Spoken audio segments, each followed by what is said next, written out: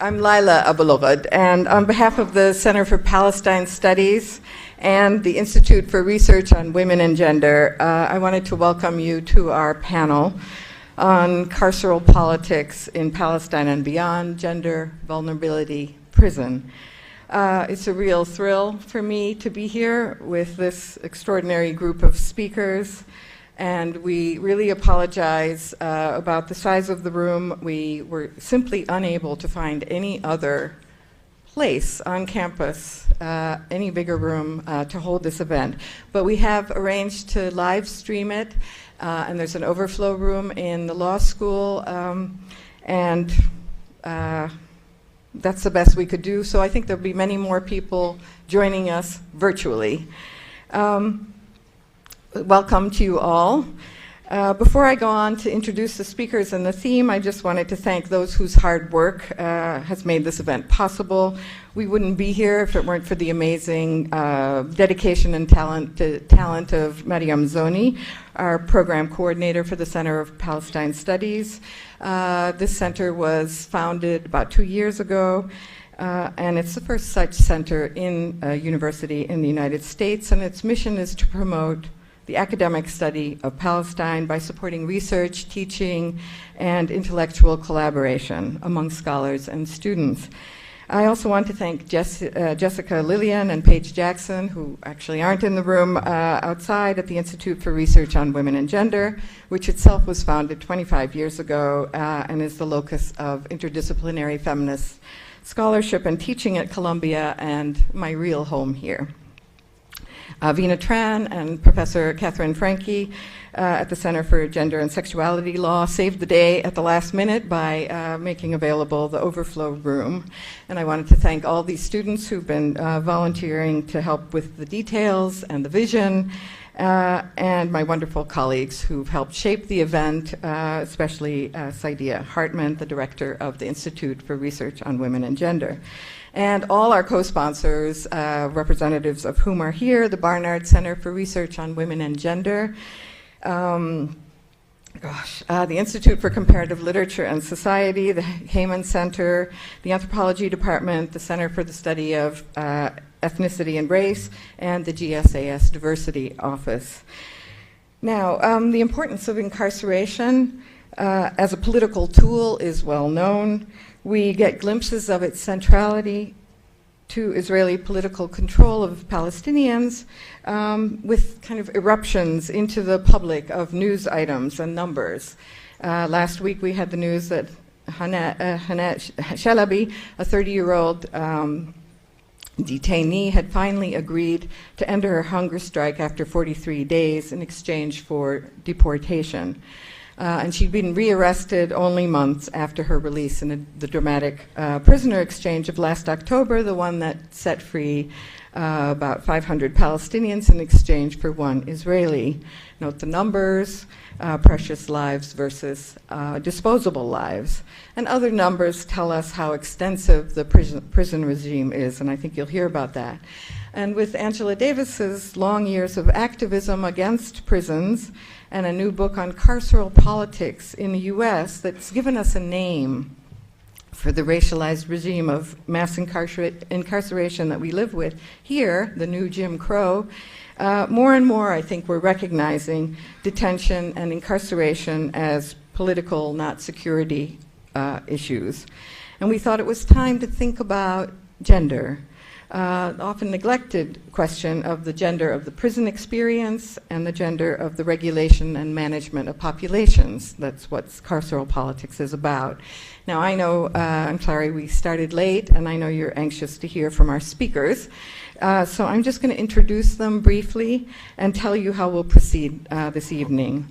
May Masri, I'm going to come back to this, the award-winning Palestinian documentary filmmaker, was unfortunately unable to come to make the trip from Beirut, but she sent some remarks and a set of clips that she wanted us to show, and we'll begin with those. Then introducing the issues will be my dear colleague, Professor Judith Butler, who's currently dividing her time between Columbia University and UC Berkeley. a brilliant philosopher, critic, leading feminist and queer theorist. She's also been thinking about Israel and Palestine for a long time. She's a regular visitor to Birzeit University and has been active in the BDS movement and is on the international board of the Freedom Theater in Jenin. And she's the author of, I think I counted 10, but there are probably more. How many? Anyway, it doesn't matter. The newest of which is Parting Ways, Jewishness and the Critique of Zionism. Next, we'll hear from Dr. Lina Maadi. Dr. Maadi is the Ibrahim Abou-Lughod postdoctoral fellow at the Center for Palestine Studies, and her presence here at Columbia is actually what inspired this event. She received her PhD in anthropology from the University of California at Davis and has taught in the Women's Studies program at Birzeit University. And she's working on a book called Interrogating Painful Encounters. And this is a very ambitious ethnographic, historical, and philosophical study of the encounter between Palestinian political activists and their interrogators from the Israeli General Security Service. Now, while grounded in the historical political context of Palestine, her study addresses broader questions about violent encounters in colonial settings, security measures in colonial liberal states, and the cultural and political significance of the body, the will, torture, and pain. And finally, Angela Davis, a legend in her own time, activist, scholar, writer, theorist. She's been a leading advocate for social justice, who I suppose needs no introduction, although there may be people who haven't heard. But her work as an educator, both at the university level and in the larger public sphere, has emphasized building communities of struggle for economic, racial, and gender justice. And her last post was she's now Distinguished Professor Emerita, the History of Consciousness program and Feminist Studies at the University of California at Santa Cruz. And as I'm sure you know, she's focused especially on incarceration, drawing on her own experience in the early 70s as a person who spent 18 months in jail and on trial after being placed on the FBI's 10 Most Wanted list. She does groundbreaking research on race, gender, and imprisonment, and her most recent books are Abolition, Democracy, and Are Prisons Obsolete? And she's a founding member of Critical Resistance, a national organization dedicated to dismantling what she calls the prison industrial complex. But what you might not know is that she went on a visit to occupied Palestine in June 2011, and she, along with 11 other scholars, activists, and artists, then wrote a call to action from indigenous and women of color feminists. And they explained, quote, "We wanted to see for ourselves the conditions under which Palestinian people live and struggle against what we can now confidently name as the Israeli project of apartheid and ethnic cleansing. Each and every one of us, including those members of our delegation who grew up in the Jim Crow South, in apartheid South Africa, and on Indian reservations in the US, was shocked by what we saw." And they take special note of the following. An extensive prison system bolsters the occupation and suppresses resistance. Everywhere we went, we met people who had been either imprisoned themselves or who had relatives who had been incarcerated. So we wanted to hear her thoughts on the Palestinian situation in the context of her wider work on the politics of incarceration. And after the presentations, we'll open it up for questions and answers. I'm reminding myself and everybody, if we could, to make sure that your cell phones are turned off. Let's see.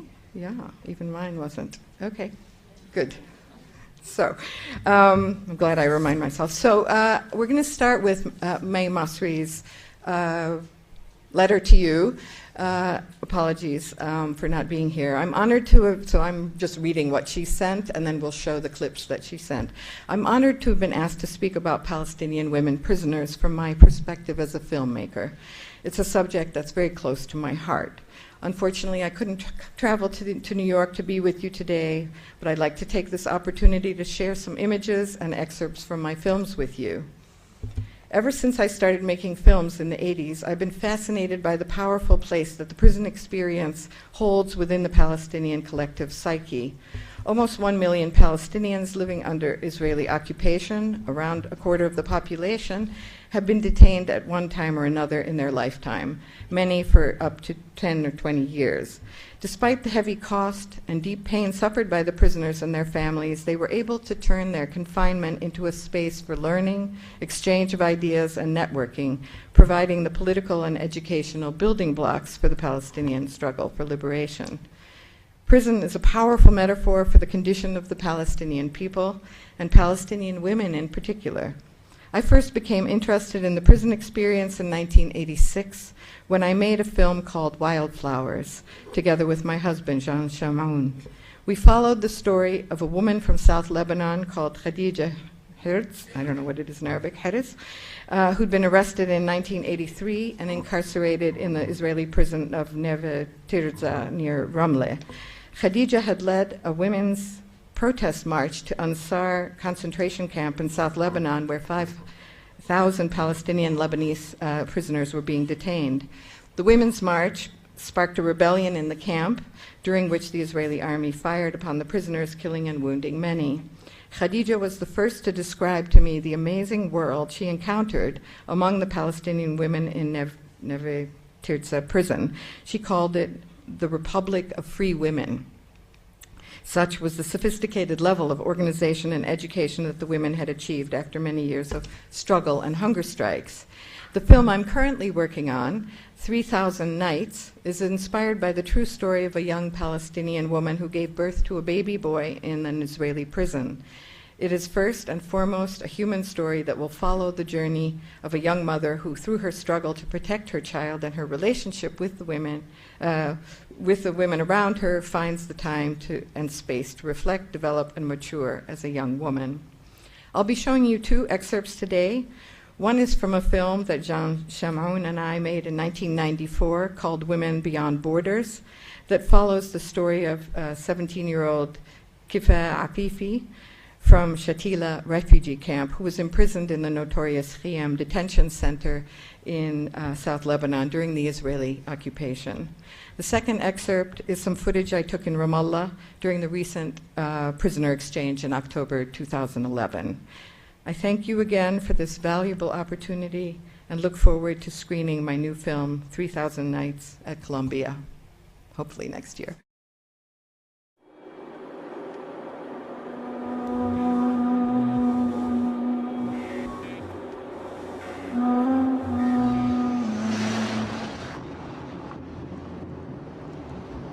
سنة 1982 كان وقت عمري 12 سنة. كنا قاعدين بمخيم شتيلة وفجأة صارت القنابل المضيئة بقلب المخيم. قبلها بفترة منسحبين الفدائية كلهم. تاني يوم الصبح بيجي خيي وبقلنا إنه في برا عم بيذبحوا العالم. بيجي وقتها شاب بيقوم بيقول له إن بيقدر يمشي ويركض يلحقني. وقتها أنا لأني كنت صغيرة قلت شو بدنا نقعد وشو كيف بدنا نعيش وهيك. أخذت معي الحسيرة اللي جايبيتها أمي. نوصل لوين على الشارع لبرا، بس شو 200 عم ندعس عليهم وبنركض. بيرجعوا بياخدونا وبيمشونا على المدينة الرياضية. بيصيروا الشباب يوقفوهم صف بالعرض ويرشوهم.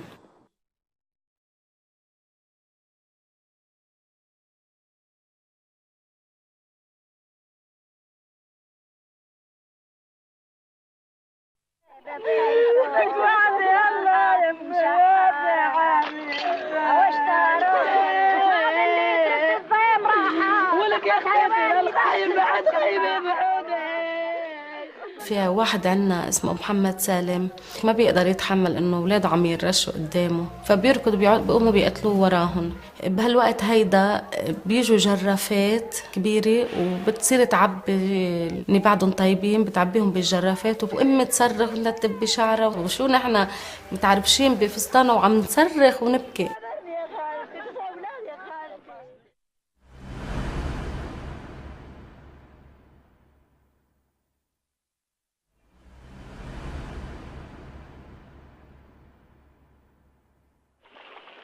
بسنة 88 كنا نحن مجموعة من الشباب اللي بعدنا طيبين يعني. بلشنا بالتدريب ولا طلعنا بالعملية. أوجه تحية خاصة إلى أمي الغالية، أمي المناضلة، إلى أمي الصابرة، أم الشهداء الثلاث. أقول لك اصبري فإن الله مع الصابرين إذا صبروا، فاصبري وتشجعي، فأنت يا أمي شجعتني على حب الوطن. فقرابة 6 من صباح اليوم اقتحم 7 مسلحون بينهم فتاة منزلا لأحد المواطنين في بلدة كفركلة، وعلى الفور طوقت وحدات من جيش لبنان الجنوبي المنزل، فدارت معركة قصيرة أدت إلى اشتعال النار في المنزل واستسلام المسلحين حسب أحد ضباط الجيش الجنوبي.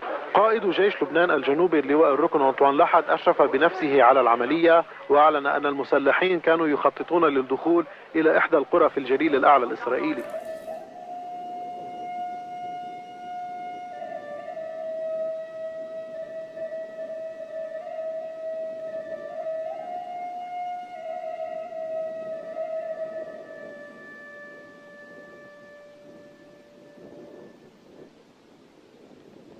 لما جابوني على معتقل الخيام، جابوني وقت يعني ما بنساها اللحظة بجيب عسكر صغير ووصلوني هون لساحة الخيام، ومن هونيك في 2 شرطية جروني بإيدي لأنه كان الكيس على راسي والعصبة على عيوني، وتوجهت بهالطريق هيدا.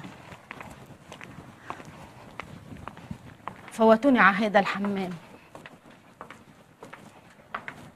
فتت على هيدا الحمام، ركعت تحت هيدي المغسلة، فتصور انه فايت محقق شلح وصار يبول علي وانا قاعده هون عند المغسله. بتصير حياة هيك، تفوت على الحمام تركع، يرجعوا من الركع ياخدوك على سكنة مرجعيون، يحقوا معي بمرجعيون من الصبح لعشية، قاعدة على الأرض مش لابسة بإجري، ثيابي مخزقين، قعدت 11 يوم على هالحالة.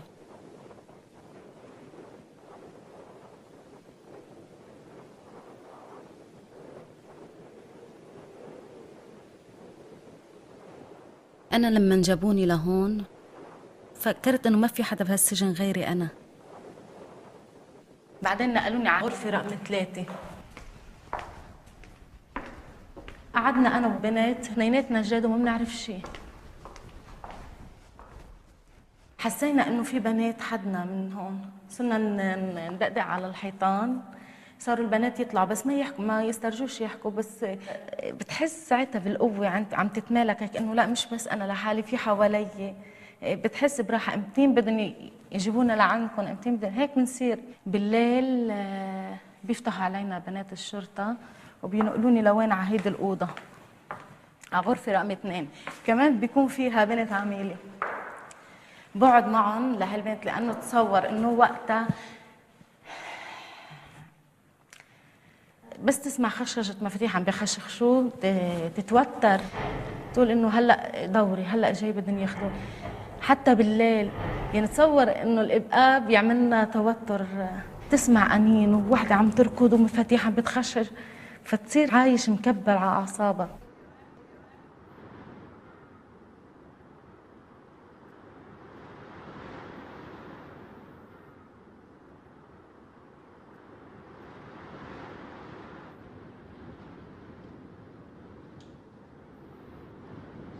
كان هيدا الشباك انه ونستنا الوحيده، في تحت شباكنا شجره تين، هيك نضلنا طول الوقت من اول ما بدها تفتيني واحنا عم نتميز انه كبرت صغرت.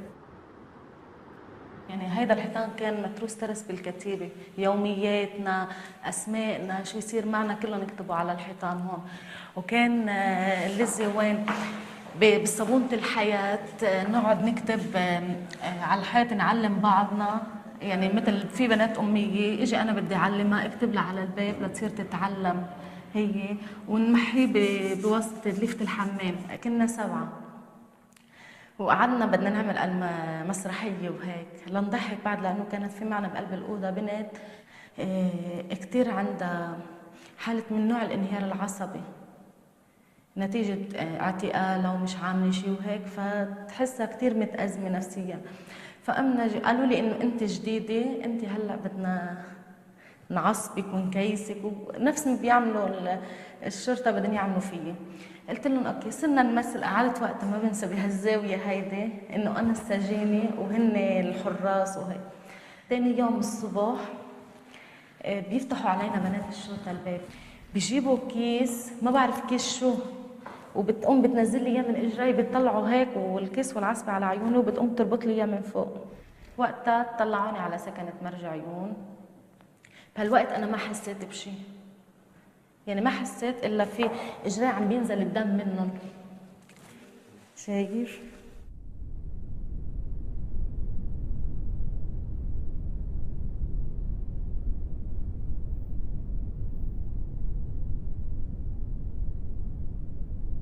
بعدني عم فوت عم قول للبنات تمثيليتكم اتطبقت علي ولا فاتت هيدي تغريد وعليا. قالوا لي بدنا اياك شوي. نزلوني لعند ابو نبيل عند جان الحمصي مدير سجن الخيام. قال لي ما تمدي ايديك، مديت ايدي عم حط لي الكهرباء وصار يفتل. اول شيء قلت بدي جابر على حالي، بدي جابر تقوى الكهرباء، وانت بالاخير دبيت السرير صرت صرخ. فقمت طلعت على الأوضة. يا عمي طب ليه ضربني؟ ما أنا خالصة تحقيقي.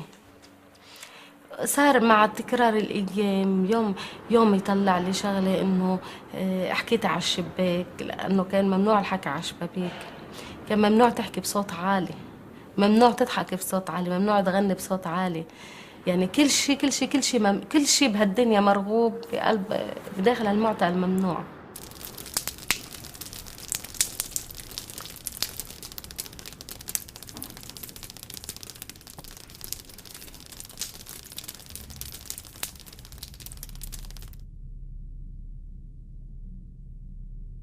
هيدي الأوضة اللي قعدت فيها وصلت لمرحلة الموت فيها. يعني هلأ عم بفوت فيها بس بحس بألم داخلي غريب.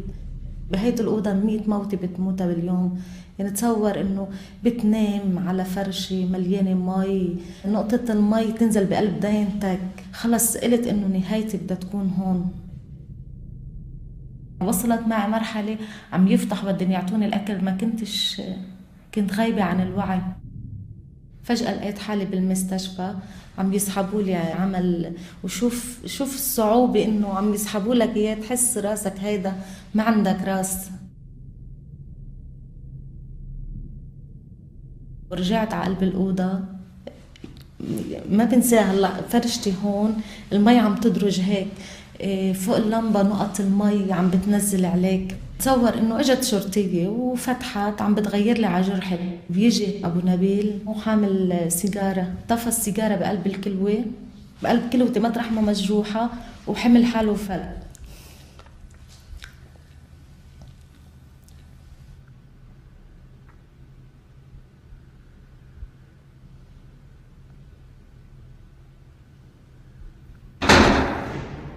فتحوا علينا الباب، قالوا لي كفاح تعي ضبي ثيابك وتعي. انا شو فكرت؟ بدهم ينقلوني على الغرفه اللي كنت فيها ولا سياره عاديه امن، طلعوني فيها ومش مغطيه على وجهي ومش معصبه ولا مكلبجه ولا شيء، عادي فري. قلت لهم انا بدكم تعدموني هيك؟ حيت الله صاروا يتمسخروا ويضحكوا. ومشيت السياره، صرنا نفوت بزواريب الخيام، العالم تشوفهم على الطرقات يرفعوا لك بايدك. عن جد بتحس هيك رغم انه مش عارف لوين رايح، بس بتحس انه عم بتشوف عالم بعد ما قلك زمان، مش شايف اطفال، مش شايف حدا، بتحس بحنين.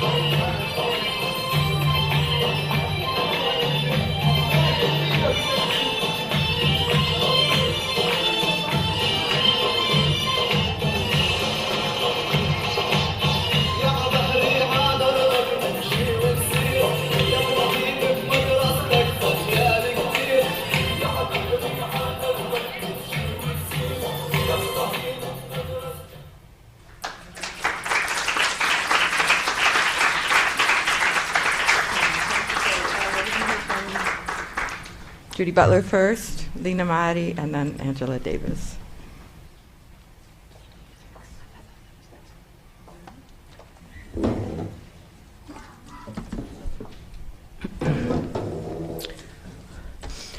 I'm very pleased to be here this evening, and I wanted first to thank Laila Abulagad for having invited me to give some introductory remarks. I will be brief, since this evening we stand to hear from speakers whose work is dedicated to understanding the conditions of imprisonment, the techniques of interrogation and detention, and the various ways that imprisonment constitutes an assault on basic rights of citizenship. As we think about Palestinian prisoners, including those who are under indefinite and repeated forms of administrative detention, we are immediately confronted by an important question. How do we understand the relationship between imprisonment and occupation, between imprisonment and dispossession, between imprisonment and forms of citizenship either damaged or denied?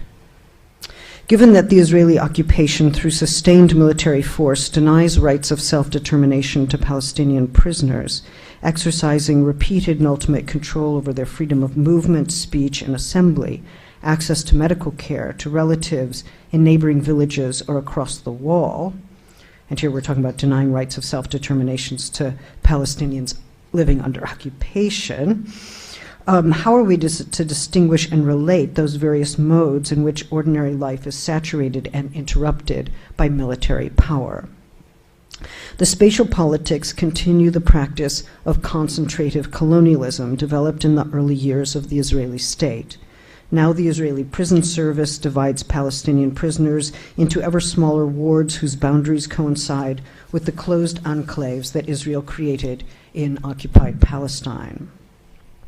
So it's important to ask how, for instance, the occupation, distinct from explicit forms of imprisonment that intensify the control of bodily movements, impose confined quarters, inflict forms of harassment for which there is no legal recourse, or for which existing legal recourse turns out to be an intensification of punishment itself, how is it distinct from imprisonment? For us to understand what distinguishes imprisonment and detention under occupation, we have to look at modalities of military power. We have to think what it is to be imprisoned within the terms of occupation, which is itself a form of military control. As a result, we can and must ask, is imprisonment an intensification of occupation? Does imprisonment reiterate the structures and tactics of occupation in another modality? Those tactics include interrogation, confinement, humiliation, isolation, psychological and physical torture, sleep deprivation, hunger, the inducement of despair. Without losing sight of the material differences between occupation and indefinite detention and imprisonment, we can still ask, does incarceration in some ways give us the logic of occupation? In the case of Palestine, imprisonment is a systematic, if not a ritual, mode of suspending and thwarting rights of citizenship and, more broadly, the free exercise of the power of political self-determination. And yet, in the situation where rights of citizenship are already denied or indefinitely suspended through occupation, we have to understand how rights can still be assaulted. It seems to me that the way to understand this is that imprisonment is an assault on the liberation struggle, a means of thwarting the political power of the Palestinian people to determine their future, and hence imprisonment and detention both constitute an assault on the very sense of a future. Imprisonment and detention both constitute a thwarting and foreclosure of the exercise of freedom, and they constitute as well a political war on the ever-growing political struggle to achieve complete decolonization. And yet a certain dialectical reversal does take place when, as we see, the movement for prisoners' rights becomes more than a human rights issue, indeed becomes part of the larger national movement for self-determination and the end to colonization. Of course, the fair and just treatment of prisoners in accord with established international norms is necessary, and the documentation of the abuse of prisoners is crucial to seeking a full recognition and rectification of that situation. And yet, if we restrict our understanding to the human rights framework, we will not see that the forms of collective agency that emerge within and against prisons and detention centers is a central part of the resistance struggle, not only a resistance to unjust imprisonment, but also to the occupation and to the expulsions dating to 1948 and to those forms of damaged and denied political citizenship in the largest sense of that term. Occupation is in part defined by the extreme vulnerability of the Palestinian people to harassment, detention, and imprisonment. To live under occupation means precisely that one may be detained at any time without clear reason and without due process, and that one can be detained for years without a trial in various stages of confinement, or one can be arrested again and again as a kind of harassment and show of the arbitrary exercise of Israeli military power. It would be rare, if not impossible, to find a family in occupied Palestine without a member who has been incarcerated. And when incarceration does occur, it is characterized by an indefinite deferral of established or recognizable legal rights. Occupation is itself a modality in which rights are indefinitely deferred, a form of living in time where hope itself is indefinitely deferred. Indeed, occupation is the intensification of living space as dispossessed and policed, living time as at once lost and deferred. It is the condition under which, as certain as breathing, as certain as dying, someone from a household living under occupation will be incarcerated. There is no occupation without incarceration, and no life untouched by its violence and its coercions. One might reasonably ask about the numbers. How many prisoners and detainees are there, and what percentage of these are political prisoners? Well, let me give you some numbers, but let me also offer a prefatory remark on what those numbers mean. First, when we consider incarceration as a tactic of population control, under the condition in which the occupation is itself a mode of population control and the thwarting of political enfranchisement, then the imprisonment of Palestinians by Israeli occupying forces is precisely an intensification of the military isolation and destitution of the Palestinian population living under occupation. So in that sense, and in some others, all the prisoners are political prisoners. Here are the assembled statistics I was able to glean from Adamir, the Prisoners' Rights and Human Rights Organization, Adalah in Haifa, and Israeli Action Committee for Palestinian Prisoners. Approximately 650,000 Palestinians have been detained between 1967 and 2006 alone. The numbers have expanded more quickly since 2006. Between 2000 and 2009, 69,000 Palestinians were detained, including 7,800 minors and nearly 1,000 women.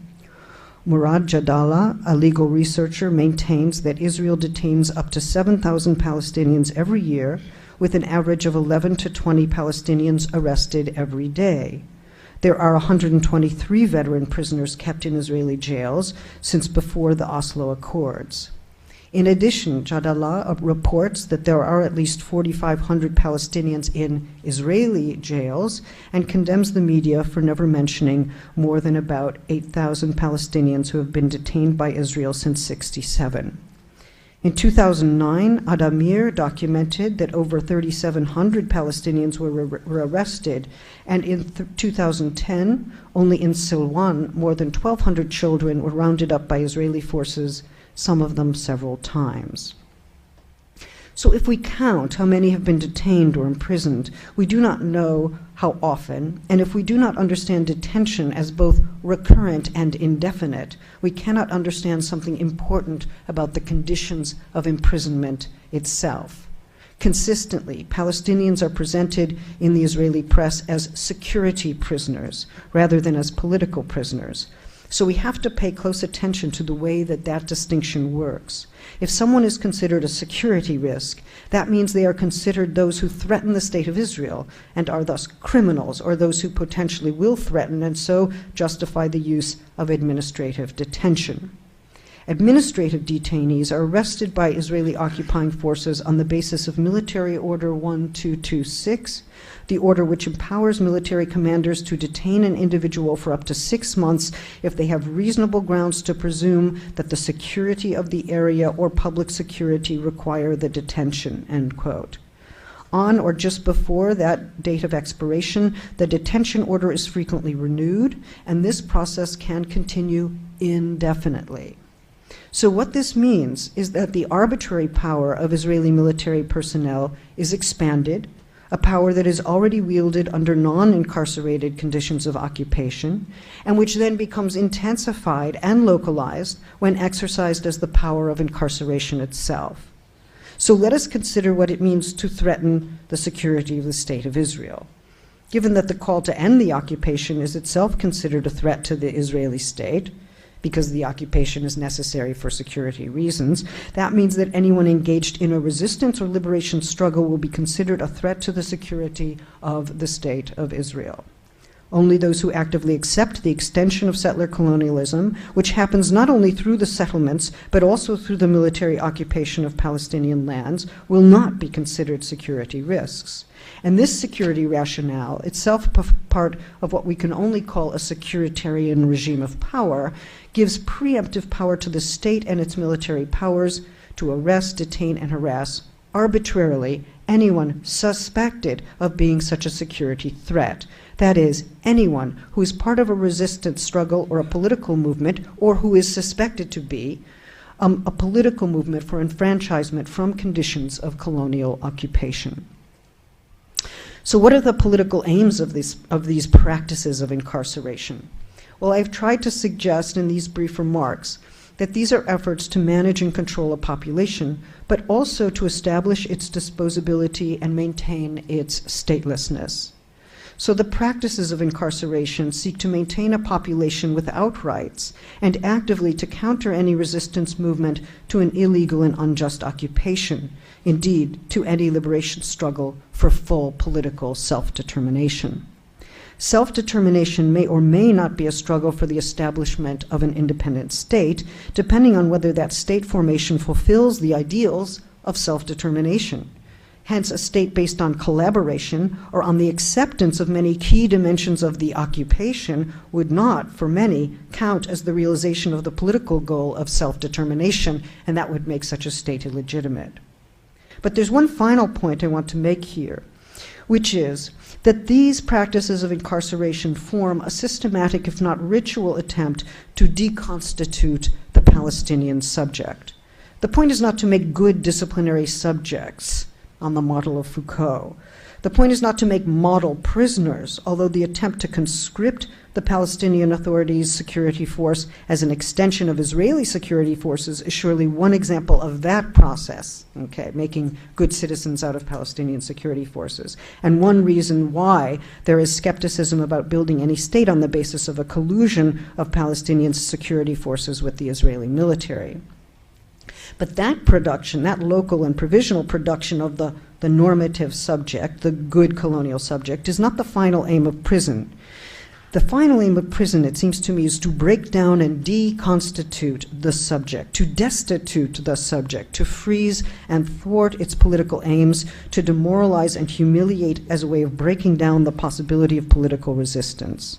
But as I think you will hear this evening, such tactics only fuel the resistance movement, exposing the tactical use of self-defense on the part of the Israeli military and state to expand the population of political prisoners and to imprison and starve the political desire for emancipation.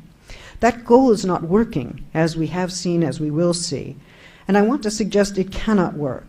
And though it is perhaps too late in history to believe in dialectical reversals, there seems to be something of a reversal happening here and there. I'm sure we're all mindful, indeed Lila reminded us, of the situation of Hana Shalabi, whose hunger strike recently came to an end before she was released from indefinite detention and arrived back in Gaza. Shalabi was one of over 1,000 Palestinian prisoners and detainees freed from Israeli jails as part of the deal to free captured Israeli soldier Gilad Shalit in October and December last year.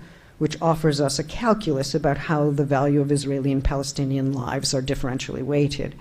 Before she was arrested in February, she had planned to study nursing at Al-Wada College in Nablus.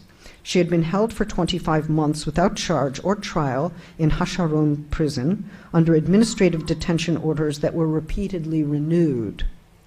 After being rearrested in February, she began a hunger strike, a nonviolent protest against a violent regime and its incarceration tactics, but most specifically against the institution of indefinite detention itself. An institution that denied her rights even to consult privately with a physician. She diminished her body that was already in subjection.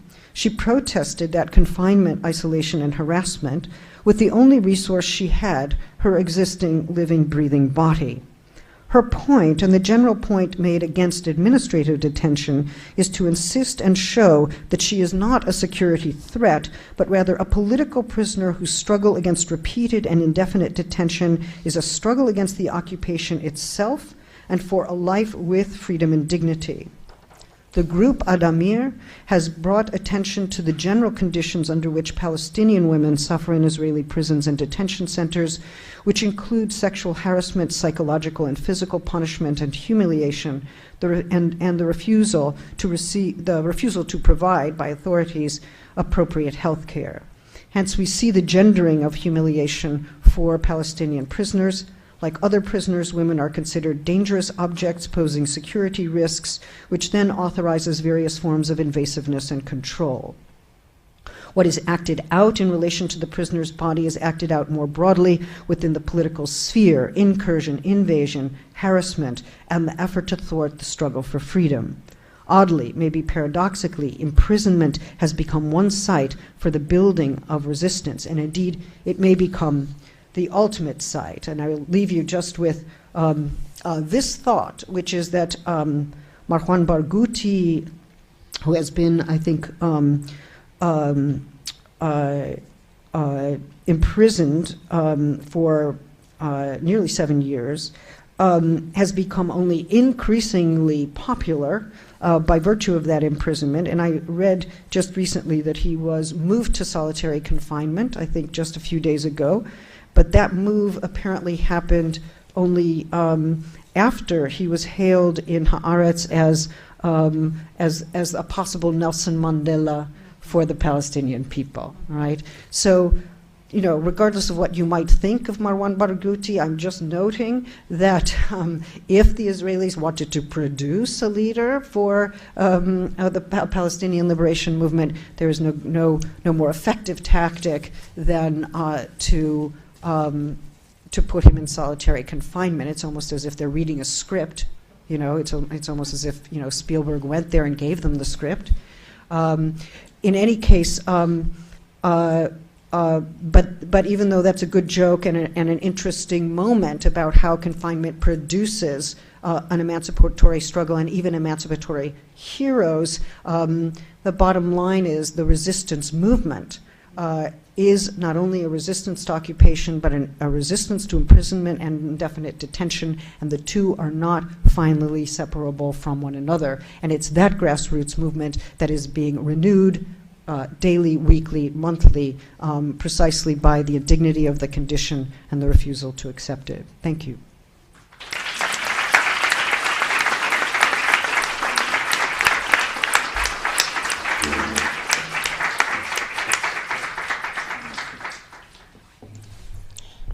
Well, I can't hold myself from commenting how strange I feel to talk about carceral politics in Palestine in such an elitist setting. Good evening. In Palestine, political captivity and mass incarceration are part and parcel of the colonial condition. Mass incarceration and systematic physical psychological torture of Palestinians has been employed as a primary colonial technique aiming at spreading terror, preventing and suppressing any form of anti-colonial opposition to the Zionist settler colonial project. Thus, colonial captivity in Palestine should not be framed as a violation to Palestinians' human rights to be opposed through legal means. Political activity becomes a site for confronting and resisting the colonists, not appealing to the colonists in order to respect the human rights of the Palestinian captives. Historically, the Palestinian prisoners' movement and its supporting communities had understood this lesson and organized itself accordingly. The prisoners' movement realized that its role is to confront the prison authorities and invert Israeli colonial prisons into revolutionary castles, resistance spaces, and popular universities. From within the walls of prisons and its harsh material conditions, the community of Palestinian captives invented creative means to develop an educational system, organizational structures, and communication networks within and beyond the colonial prisons. The Palestinian captive movement constituted itself as a crucial part of the Palestinian revolutionary forces. The achievements of the Palestinian prisoners' movement were gained through a long process of struggle that entailed suffering, sacrifice, and hope. One of its main means of confrontation was the hunger strike, or what is called the Battle of the Empty Intestine. The first Palestinian hunger strike goes back to 1969 in Al-Ramli prison and lasted for 11 days. It was succeeded by many other battles, the most famous of them being the hunger strike of 1976, which started in Asqalan prison and lasted for 45 days. However, like other segments of Palestinian society, the praxis of the Palestinian captive movement, based on the insight that prison authorities, as an arm of the colonial regime, should be continuously confronted, had transformed in the post-Oslo era, which constituted a shift in the official discourse and practices of the Palestinian Liberation Organization and the Palestinian Authority. Yet, the Palestinian captives' hunger strikes constitute a collective and singular practice that reflects the aforementioned confrontational strategy and continues to haunt carceral politics with, for example, the cases of the Palestinian collective hunger strike, which took place in many prisons in 2011, as well as the hunger strikes of Khadr Adnan, which lasted for 66 days, and Hana Shalabi, which lasted for 43 days. Adnan and Shalabi, as individuals, embody and actualize the revolutionary potentiality of the Palestinians, a revolutionary potentiality that is continuously targeted by the colonial authorities and the official Palestinian post-Oslo state apparatus. The Zionist colonial project in Palestine and its material and ideological practices, aiming at controlling Palestinian lands and expelling Palestinians from both time and space, has a long history. However, mass incarceration as a colonial technology intensified with the occupation of the West Bank, Gaza Strip, and East Jerusalem in 1967. On June 7, 1967, the Israeli occupying forces issued their first military proclamation, which stated that all legal authority over the occupied Palestinian territory would fall in the hands of the Israeli military commander in the interest of security and public order. The interest of security and public order of the colonial regime inevitably constitute Palestinians in general and those who actively oppose colonization in particular as threats to the colonial order. The Israeli military orders became the basis for the arrest of hundreds of thousands of Palestinians. More than 3,000 military orders had been issued since then, creating a complex military regime that legislates nearly every aspect of Palestinian life. The military orders issued by Israel criminalize any form of opposition to the occupation. The criminalization of Palestinian political acts that oppose colonization is an attempt to turn the politics of anti-colonial struggle into legal disputes to be dealt in the colonial state's liberal legal juridical system and courts, which have become the engine for the regeneration of the Israeli liberal colonial order. Based on Israeli military orders since 1967, over 750,000 Palestinians have been arrested and interrogated by Israel.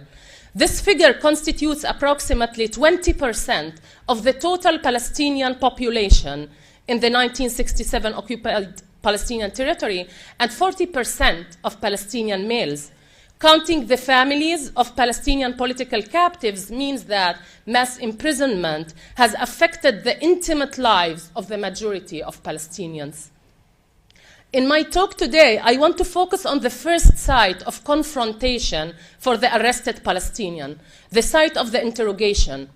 I argue that in the accounts of interrogation encounters, one can read critical aspects of the shifting forms of colonial relations, Palestinian political subjectivity and community, and the power technologies of the last 4 decades of Zionist colonization in Palestine. The interrogation encounter has been productive of Israeli security measures, laws, and regulations, as well as liberal public debates on the possibilities and limits of the use of torture and the measurement of pain. In this sense, the interrogation is not a state of exception where law is suspended. It is instead a space instituted by legality and is simultaneously constitutive of Israeli rules, court cases, and colonial liberal debates. Unlike most accounts concerning interrogations, as reflected in legal, human rights, and psychological discourses, I am not concerned with whether the Israeli interrogation techniques constitute torture, ill treatment, or moderate physical and psychological pressure, as Israelis claim.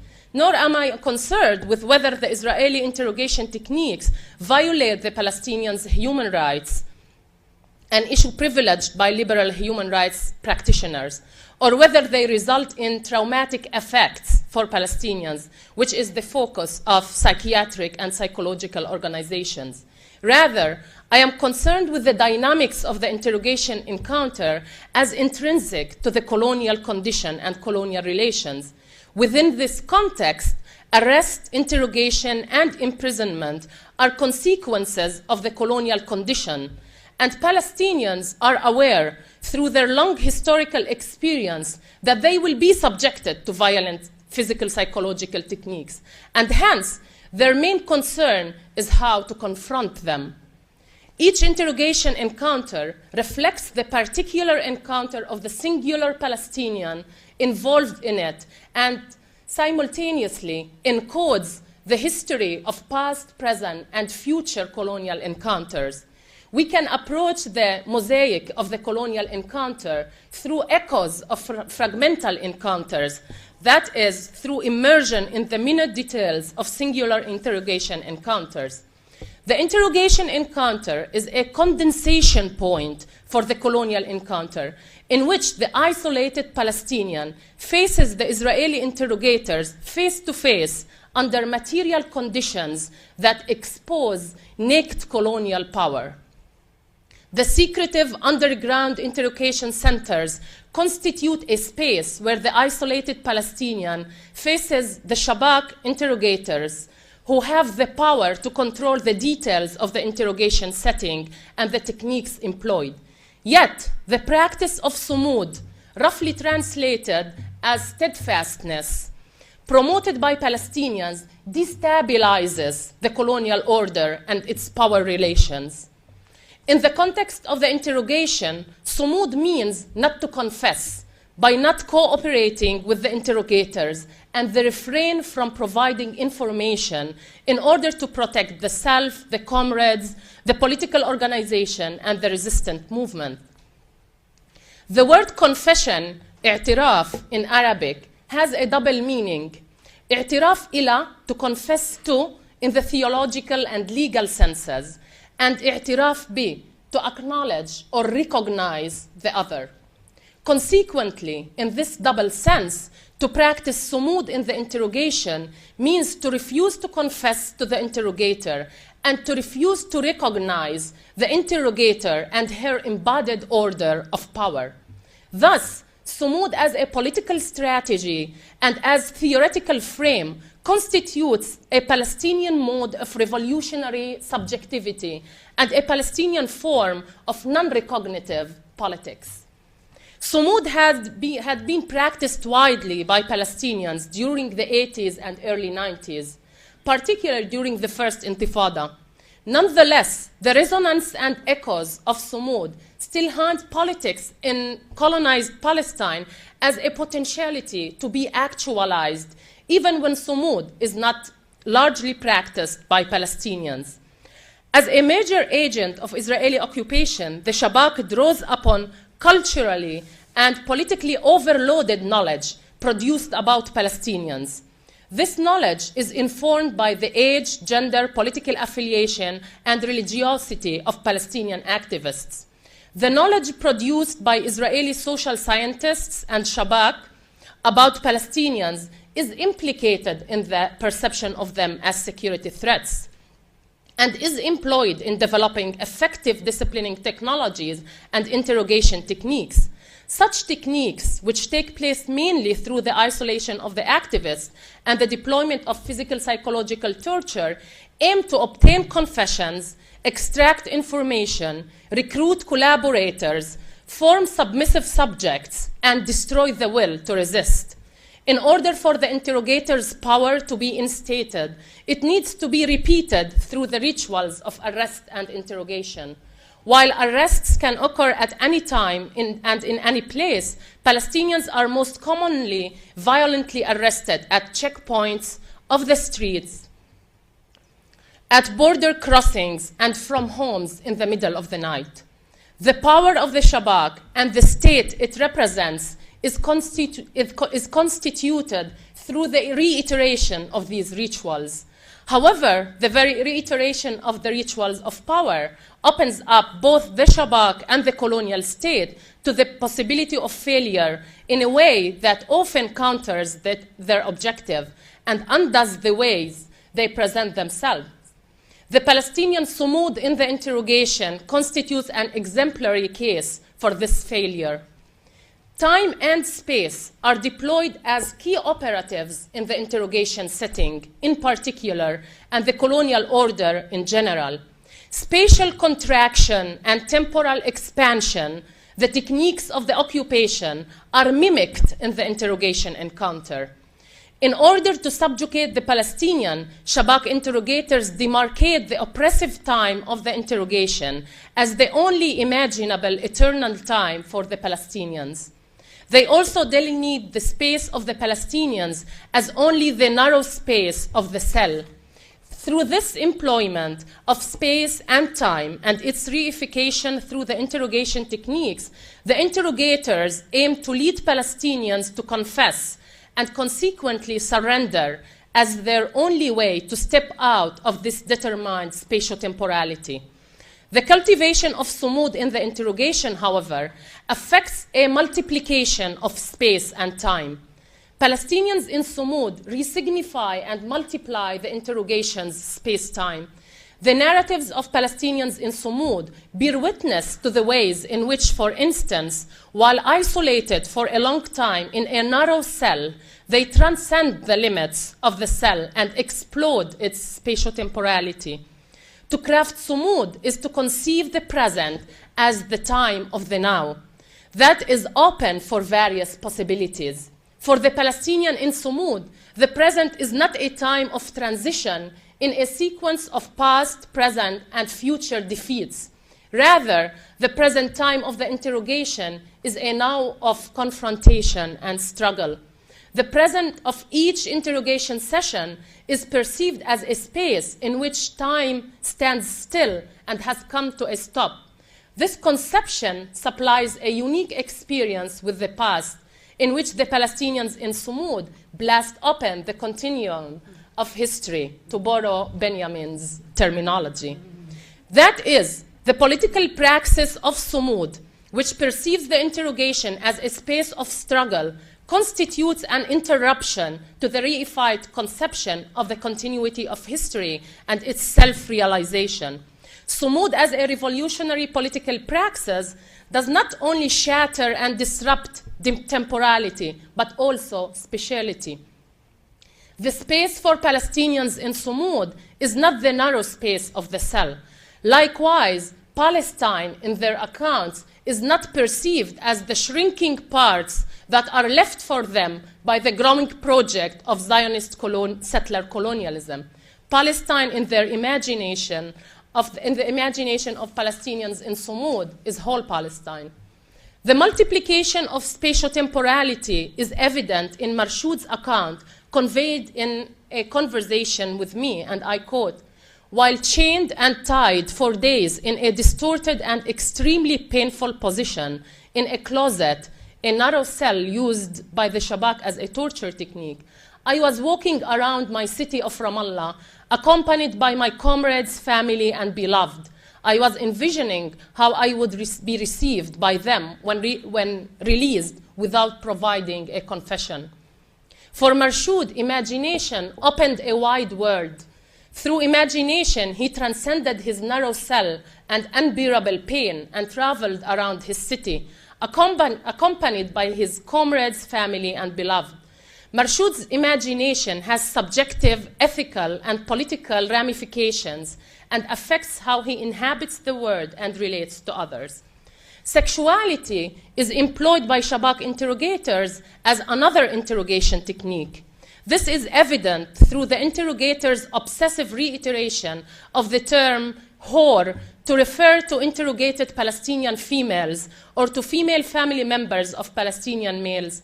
The threats to disseminate photos of naked bodies, to undress females, to unveil veiled women, or the threat of rape and actual rape of the interrogated or one of their family members. In the last decade, sexuality has also been deployed by moving female interrogators to interrogate Palestinians, particularly Islamist activists. Yet, Sumud destabilizes the perception of the sexed body. Ilham, an Islamist Palestinian activist, tells me that in the interrogation sessions, interrogators attempted to lead her to confession through exploiting what they perceive as culturally and religiously sensitive for her. The interrogator would get very close to her to elicit bodily proximity as sexual intimidation. As a response, Ilham states, "Within the interrogation, I never felt my body was a feminine body. I did not perceive my position as being a female. For me, the interrogator was an enemy to confront." This reconstruction of the body as asexual has resonances with Aisha's account of her experience of rape in the interrogation. On her perception of the status of her body, she states in our conversation, "During my interrogation, I realized that the body is the house of the spirit. During the interrogation, I did not experience my body as a body in the common sense, as encompassing my sex. The body was the place on which you are being beaten so that the pain moves to the consciousness and spirit. The body is the place they hurt you through. The body is the gate through which they get to your conscious in order to transform it. The real struggle is over the conscious. If they get to your conscious and succeed in convincing you that you and your people are weak and defeatable and that your people don't deserve your loyalty, all your walls of defense collapse. With your sumud, you can defy them and remain strong." For both Ilham and Aisha, the body has a unique status. It transcends the body's sex and becomes a space through which another battle is waged, the battle against the spirit and conscious.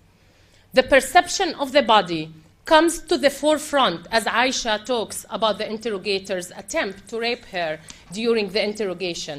She says, "The rape initiated by the interrogators was not something related to my sexual body or honor.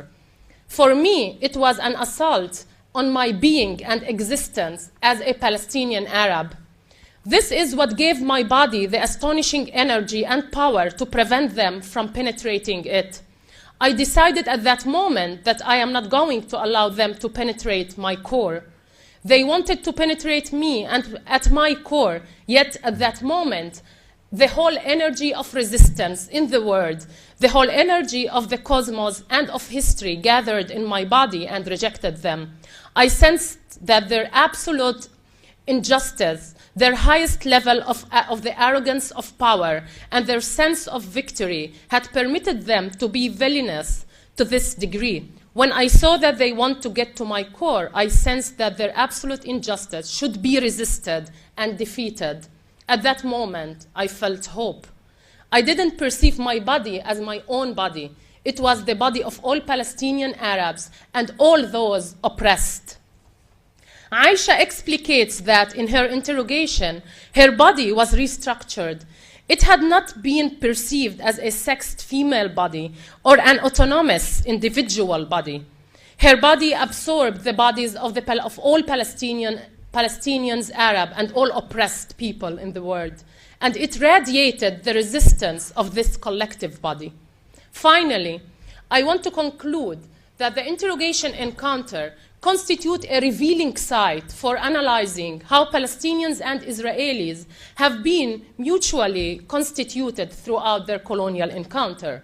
Both the Shabak and the Palestinians have constantly engaged in studying and knowing each other in order to develop effective interrogation techniques and resistance techniques, respectively. More importantly, the interrogation encounter reveals how Palestinians in Sumud have carved out a space for a mode of subjectivity and a form of politics that breaks with the predicament of the colonial dialectic through the cultivation of Sumud. Sumud affects, among other things, the multiplication of spatiotemporality and the restructuring of the body. Sumud is not a definable practice, for there are as many ways to practice Sumud in the interrogation as there are Palestinians in Sumud. Sumud can be approximated as a Palestinian mode of restructuring oneself in a colonial reality. It could involve the destabilization of the real and the metamorphosis of the body. Sumud is a constant revolutionary becoming that opposes containment within hegemonic rationalities. Its significance lies in its non-conceptualized features that escape the dialectical colonial predicament. As such, it constitutes a magical force that drives the Palestinian anti-colonial struggle. Thank you.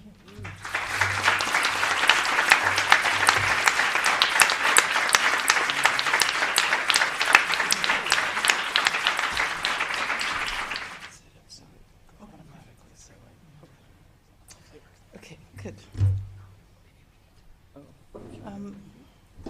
First of all, let me say that it is a real honor to speak at this symposium organized by the Center for Palestine Studies. The work of this center bears witness to the indomitable spirit of Edward Said. And I'd like to thank Professors Laila Abu-Lughod and Saidiya Hartman for having invited me. And I'd also like to say that it's really an honor to share this platform with Judith Butler.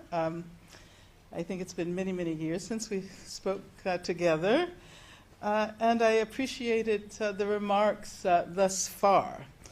I've been asked to speak about 30 minutes, and I want to preface my remarks with a few words about the slideshow that will be looping while I speak. Since I won't directly engage the images, let me point out that this slideshow consists of photographs I took last June, as you heard, during a visit to occupied Palestine with a group of indigenous and women of color scholar activists. We visited Nablus, Jerusalem, Hebron, Ramallah, Birzeit, and I've tried to select these photographs because they evoke one of the major themes we are addressing this evening, the routine, the quotidian character of carceral technologies. It's okay, you can turn the light off. Would you prefer to look at the slides or prefer to see? me reading my notes.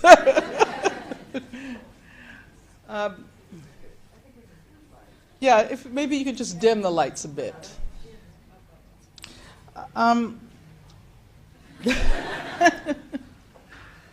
So it'll loop probably 2 or 3 times. And let me say that the images begin with a photo of a street sign in Ramallah designating Edward Said Street, which you may have seen. If not, you'll see it the second time it comes around. And above that is a sign for Adamir, a prisoner support and human rights organization. And I thought it was a kind of summary of what we're trying to accomplish here this evening.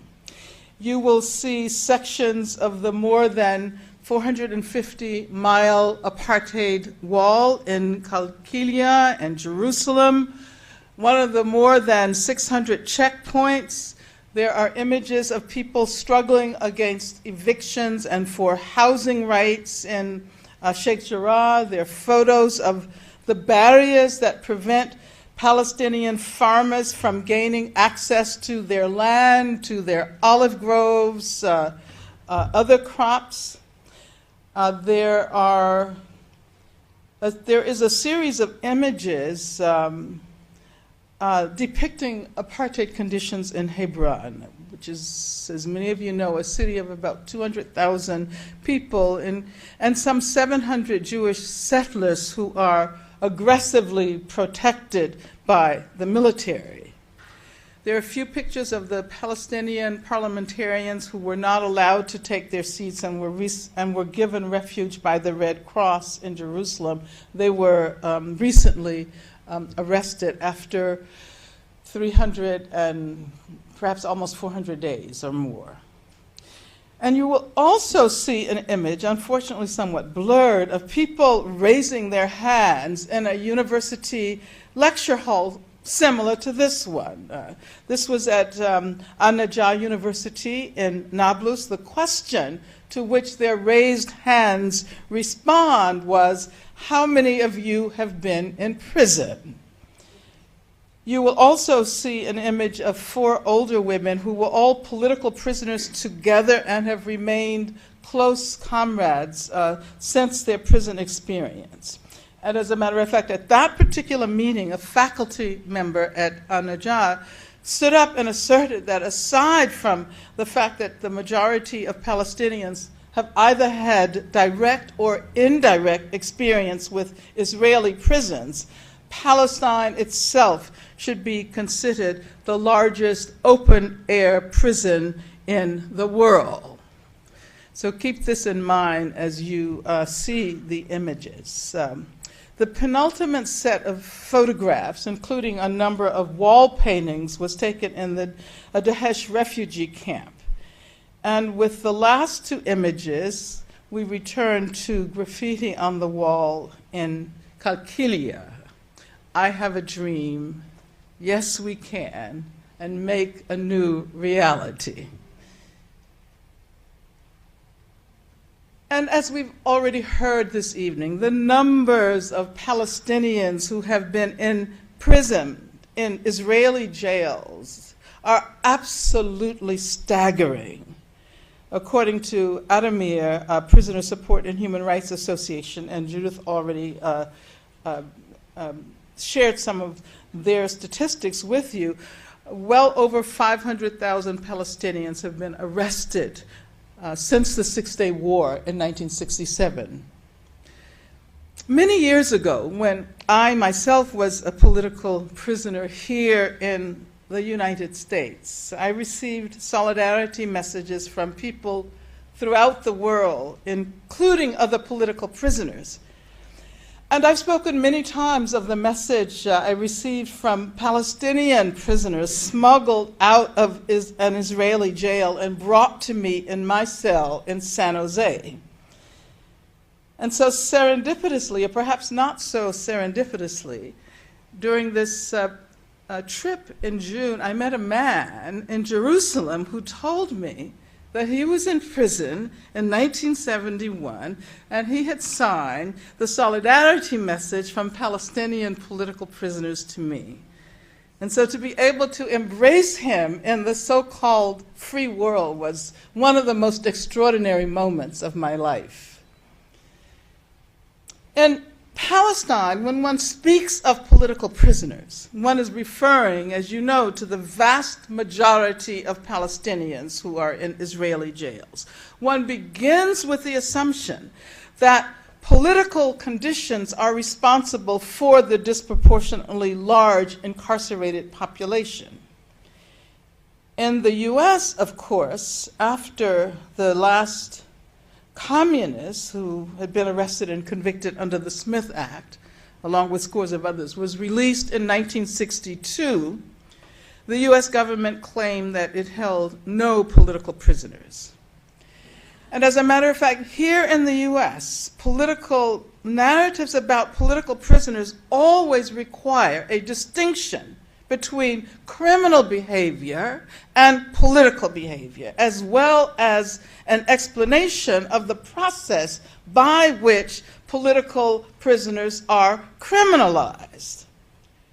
As a result, even in the ranks of activist movements, there has been a tendency to create hierarchies that separate those who have been historically referred to as common prisoners or criminals from political prisoners, like, for example, Lolita Lebron or Oscar Cayasso or Huey Newton or Erica Huggins, Mumia Abu-Jamal, and Marilyn Buck, who died less than a month after having served over 20 years behind bars. Political prisoners in the US have often been categorically disassociated from other prisoners as a way to resist the criminalization of political activism. And this, unfortunately, has often resulted in the segregation of demands for the freedom of individual political prisoners from demands to abolish imprisonment as the dominant mode of punishment. This troubled relationship between the overall anti-prison movement, the campaign against the prison industrial complex, and the movement to free political prisoners continues to be a major issue. And I say this because it is clear that there is no such overarching distinctions are possible in Palestine.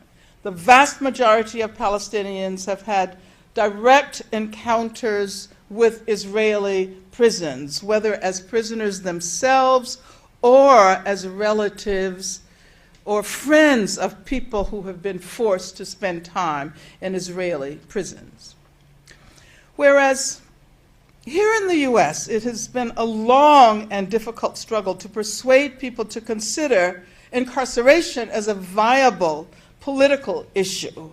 As a matter of fact, last year when the NAACP released a report entitled Misplaced Priorities Over Incarceration Under Education, this marked a watershed moment in the history of anti-prison activism. However, even as the NAACP embraced the struggle against over-incarceration, its position has been supported by some of the most conservative figures.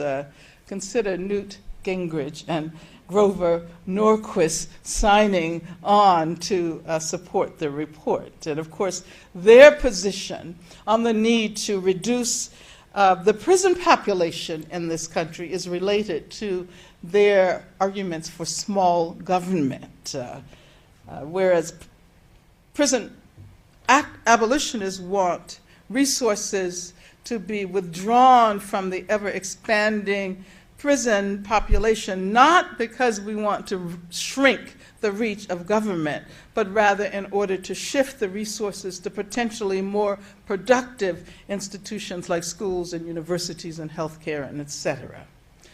The point is, it has taken several decades to situate the public discourse on prisons within a political framework that does not rest on an ideological articulation of crime and punishment. Given the way, however, that political and geographical landscapes in occupied Palestine are so thoroughly dominated by the repressive apparatuses of the Israeli state, the prison has become an integral element of political life.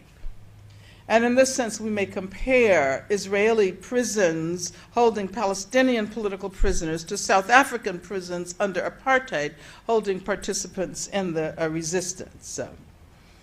As is pointed out by Nala Abdo in her article, Palestinian Women, Political Prisoners and the State, in a security-obsessed state like Israel, whether described as a Mukhabarat state or as a state of exception, the prison system only comes second after the military establishment in exemplifying the true nature of the Israeli state.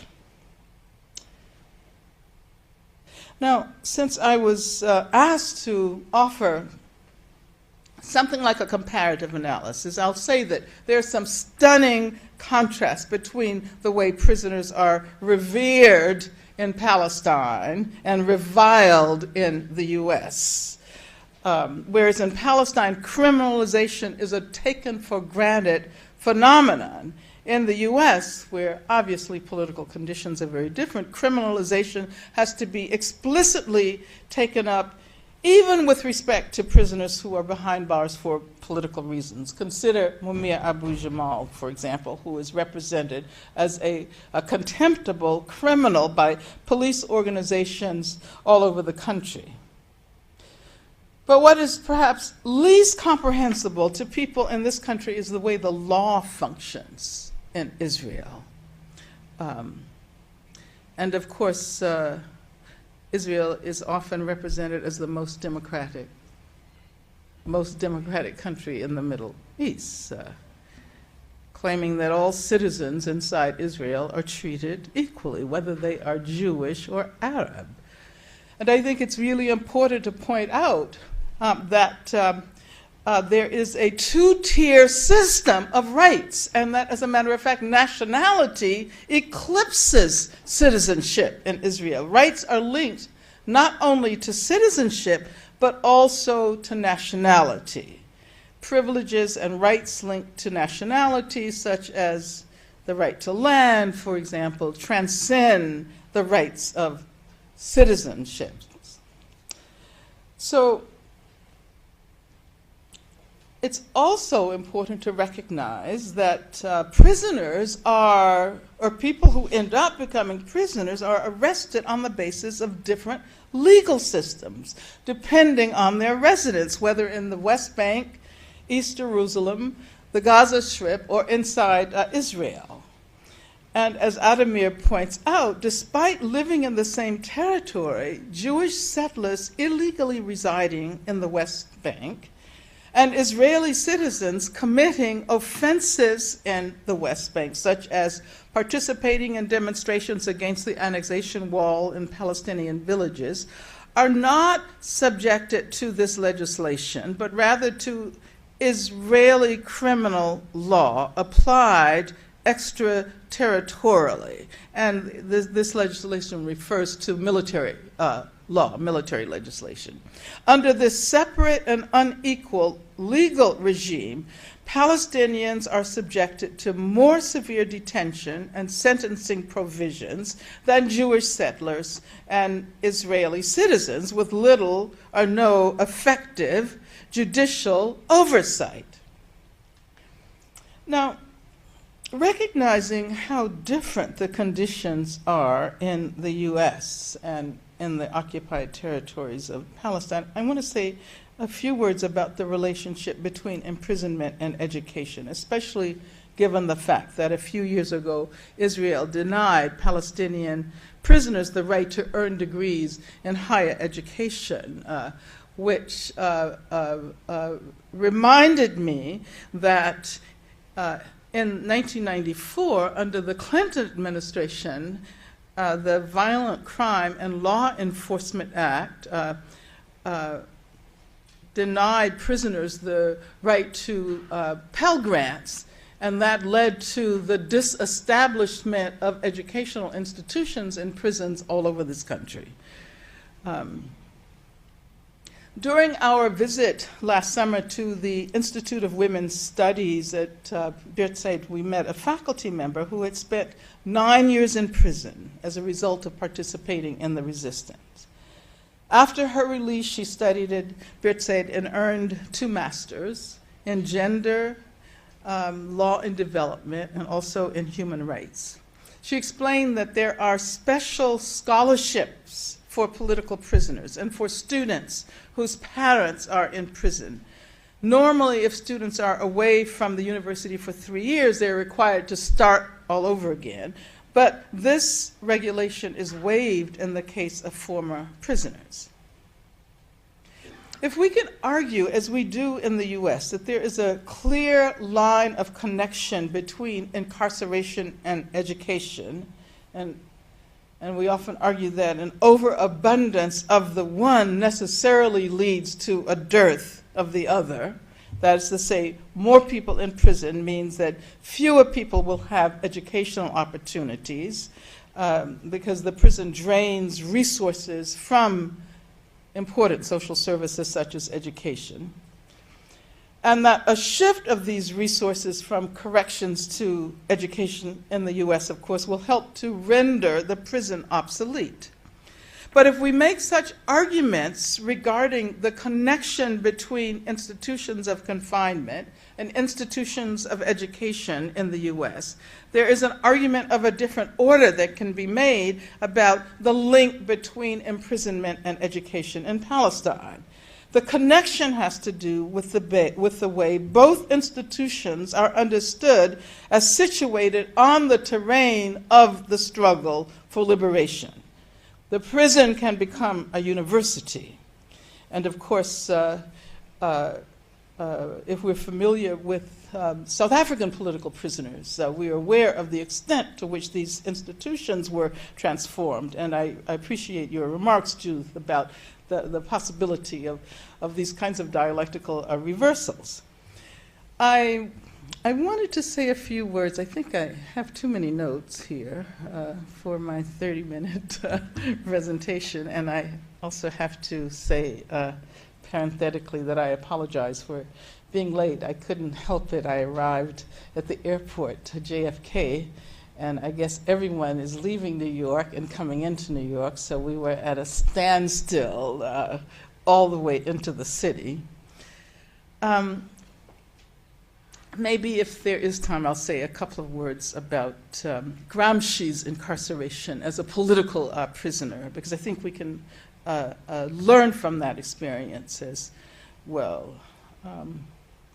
But let me point out now that I've shown some of these images to audiences consisting of people who have not necessarily been involved in Palestine solidarity activism, and so the images were not familiar to them. It's also an indication of the failure of the dominant media to disseminate these images in this country. So when I've asked,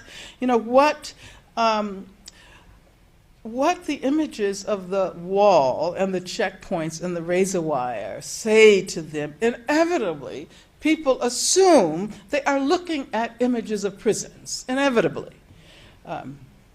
The carcerality of the larger society, often achieved by using carceral technologies developed by the US or by cooperative processes between the US and Israel,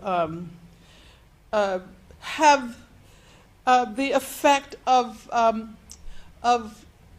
reducing what we might call the estrangement factor that often characterizes the relationship with the world of the relationship to the world of the prison on the part of those who have not necessarily experienced imprisonment. The prison is often apprehended as the polar opposite of the free world. As a matter of fact, if we look at the development of the penitentiary as a democratic mode of punishment, we see that it's precisely that place that that divests citizens of their rights and therefore negatively demonstrates the validity of democracy. The sense of opposition is a major barrier to an understanding of what prison abolition means. And over the years, we have employed the concept of the prison industrial complex to begin to reduce the sense of difference between the prison and the real and the free world. And I think we have enjoyed some successes, at least in popular discourse. I'm thinking about the Trayvon Martin case now, where there's a much greater willingness to recognize the degree to which hyper-surveillance and racialized criminalization play a major role in our society and in the expansion of the prison population. But I said I would say a few words about Gramsci. And people often ignore the insights of his letters from prison. And I've been attempting to think about what it means to generate knowledge under the unthinkable conditions of imprisonment. And this has actually been a theme of all of the presentations today.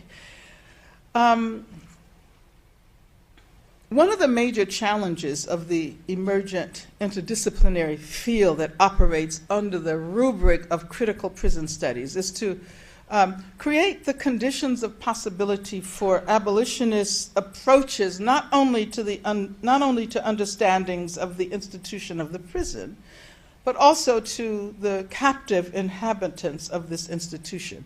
How can the prisoner be acknowledged as subject when the category itself assumes displacement of such subjectivity by the state?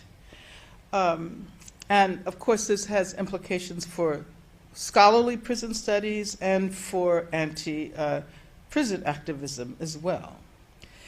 So if you read Gramsci's letters, you see a kind of dispassionate prose with which he documents and analyzes the breakdown of his own body during his long stay in prison.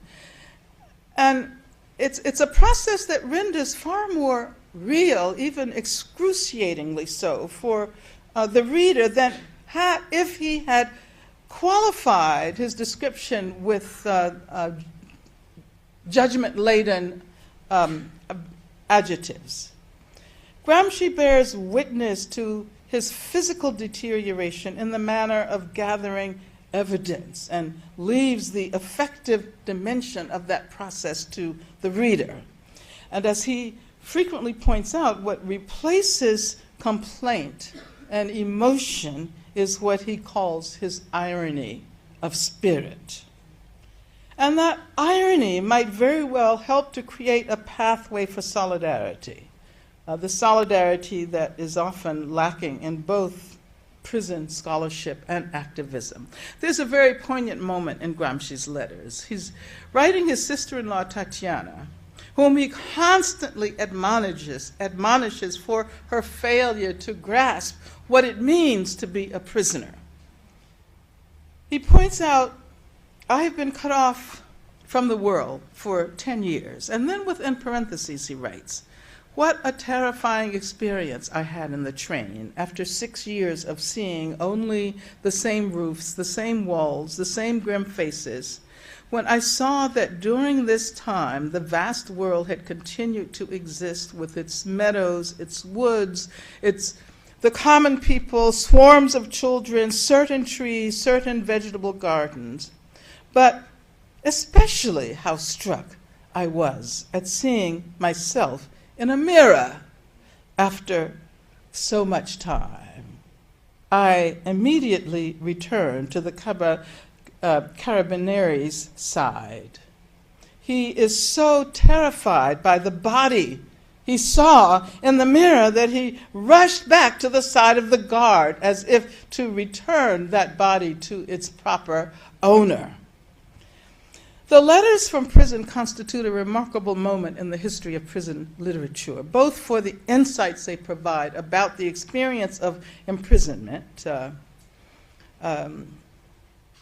about what Goffman would later call total institutions, and the process of prisonization, and for its unrelenting documentation of the conditions of production of the work Gramsci wrote, in bearing witness to the destruction of his body, and in his refusal to cry out in pain, to capitulate in any way to the suffering it causes him, Gramsci denies us the pleasure of sympathy produced in and through a stance of superiority, and instead compels us to work to complete the work of imagining the prison as subject, and thus perhaps ourselves also as prisoner. The ironic distance upon which he always insists becomes precisely the condition of possibility for traversing that difference, that distance. Racism resides inside the institutional structures of prisons, not only here, not only in Israel, but all over the world, especially given the circuits of immigration that have followed the circuits of global capital. Sexism, homophobia, transphobia, and that is my timer.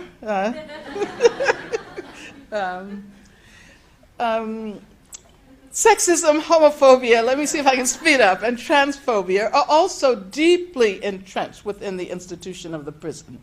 If we make the historical leap from Gramsci's testimony to a Palestinian woman's personal testimony of the time she spent in prison, we see Itaf Alian pointing out that even inside Israeli prisons, women are portrayed as victims, and their role in the resistance is obliterated. The interrogators repeatedly offered to release me or reduce my penalty if only I admitted that all I had done was against my will, since I had been submissive and fearful of men. I have rejected the offer unhesitatingly. My act of resistance wasn't motivated by anything like fear, subordination, or attempt to remove a cone of shame, or any personal problem of this kind.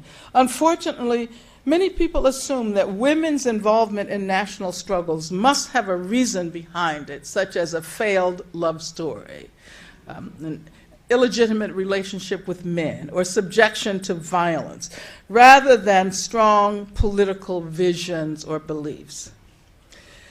I mentioned the work that the prison does on the prisoner, whether he or she is an explicitly political prisoner or not, whether the prisoner is in Israel or South Africa, the US, or Italy, because it might help us link the struggle to free Palestinian political prisoners to the larger abolitionist campaign. This is also an argument for the larger prison abolitionist movement to take up the call issued by the boycott, divestment, and sanctions movement. The popularization of abolitionist strategies, I think I have 3 more pages. Is that okay? Okay.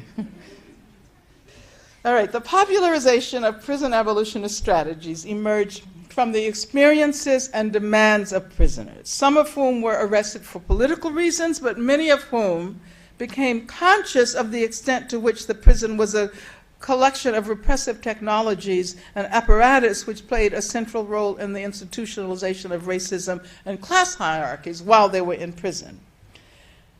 As I've already indicated, this distinction, which has played such an important role in the history of imprisonment between political prisoners and common prisoners, between political activists and criminals, or security prisoners and criminals, does not work at all when we look at the situation in Palestine. It's interesting that in Israel, almost all of the so-called criminals are Israeli. Are Jewish Israeli citizens, and all of the security prisoners are Palestinian. The abolitionist movement at least since the era of Attica, has always been pressed to make its reach much broader than the particular circumstances of prisons. That is to say, in order to develop a compelling abolitionist agenda, it is necessary to call for radical social, economic, and political changes within the larger society. This is why we often say, when we're asked about alternatives, that of course we want a new justice system. We want one that is reparative and transformative rather than retributive and punitive. But it is even more important to emphasize that prison abolition is only possible if we can envision the transformation of the larger society in ways that banish the necessity of incarceration from the economic and social landscapes. And so the alternatives then are education and healthcare and jobs, and we are compelled also to look at larger questions of violence, especially violence against women, that are not unrelated to carceral violence and state violence more generally. The dialectic, and I appreciate the fact that you use that term, Judith, too.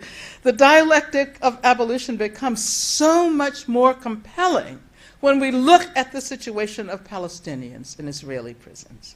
Just as we say that prisons cannot be abolished without also abolishing racism, economic exploitation, heteropatriarchal ideologies, we can also say that prisons cannot be abolished as long as Israeli apartheid remains intact. And so in conclusion, I want to also gesture toward the developments that have already been spoken about. Hana Shalabi, who was exiled from her home town and was deported on Sunday to Gaza. And I also want to point out that Palestinian Prisoners' Day is coming up on April 17th. And Karia Adnan issued a special call to make Palestinian Prisoners' Day a day of international action.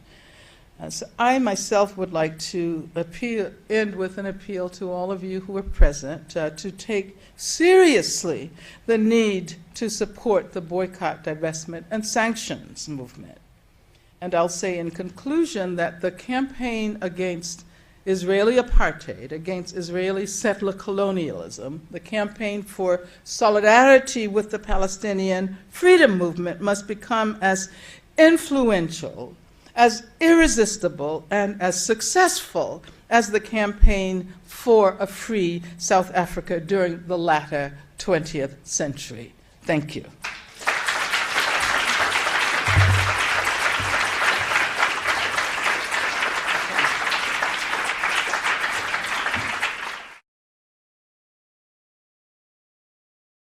Thank you, everyone. That was, we've been here a while, and we've heard quite a bit. I think we should open it up to other people.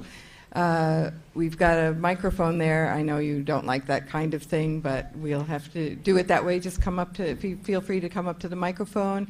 If you have questions, keep them focused and short so that people can have a chance to talk, and then we'll take a few of those at a time and let anyone answer. So,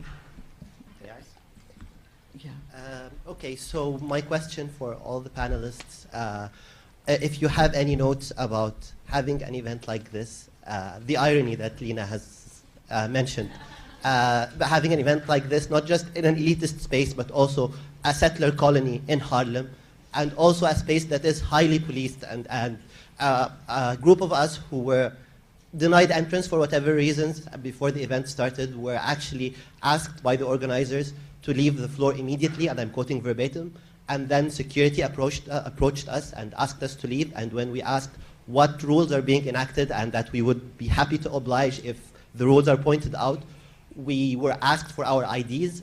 He took a picture of my ID, and I was threatened that my name would be given to my dean, which is, I mean, I gave him my name happily. I mean, if he would give my name to my dean, then it would only make the point clearer.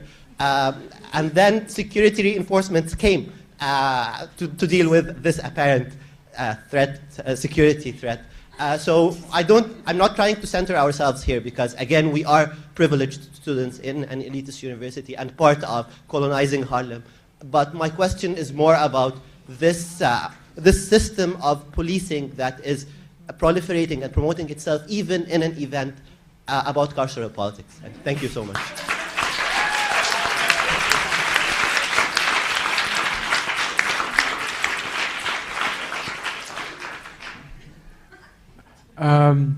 Yes, what impact has been studied on those who have disabilities in the prison system? The question, so we have one about our location and the activity of carceral politics here in our space, and this is about disability issues in Well, I mean, for carceral those, politics. those prisoners who have disabilities, has it been studied how they've been impacted? We're going to take a few questions so that they can answer altogether. So we have disability. Thank you.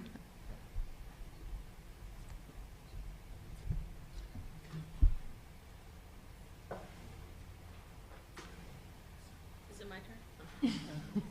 It's hard to follow those up. I have a lot of questions. Don't worry, I won't read all this. These are my notes.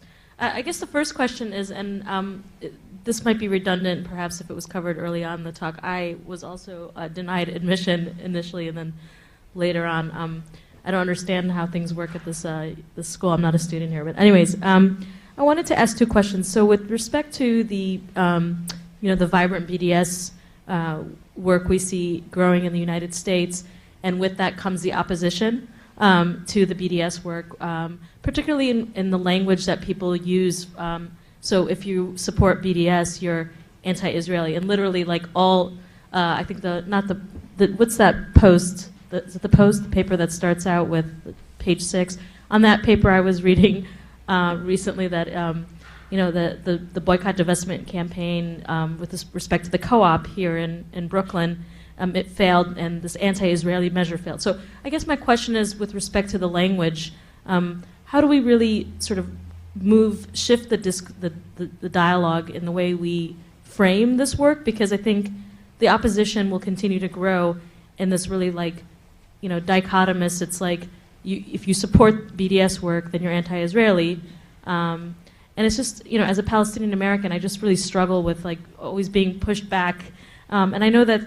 And with respect to the abolition movement here, I don't even think we're even at a place to talk about Palestinian prisoners in the way that we position ourselves to talk about prisoners here, because the assumption is with all prisoners that they did something wrong, right? But I think with the Palestinian prisoners, it's this notion that it's acceptable to have collective punishment for an entire people. So how do we again shift that dialogue and then build those connections with the activism abolitionist movement here? And then one last question. This one, I guess, is to Professor Davis, which is, so in your book, No More Prisons, critiquing the prisons in this country, you specifically talk about, the 13th Amendment.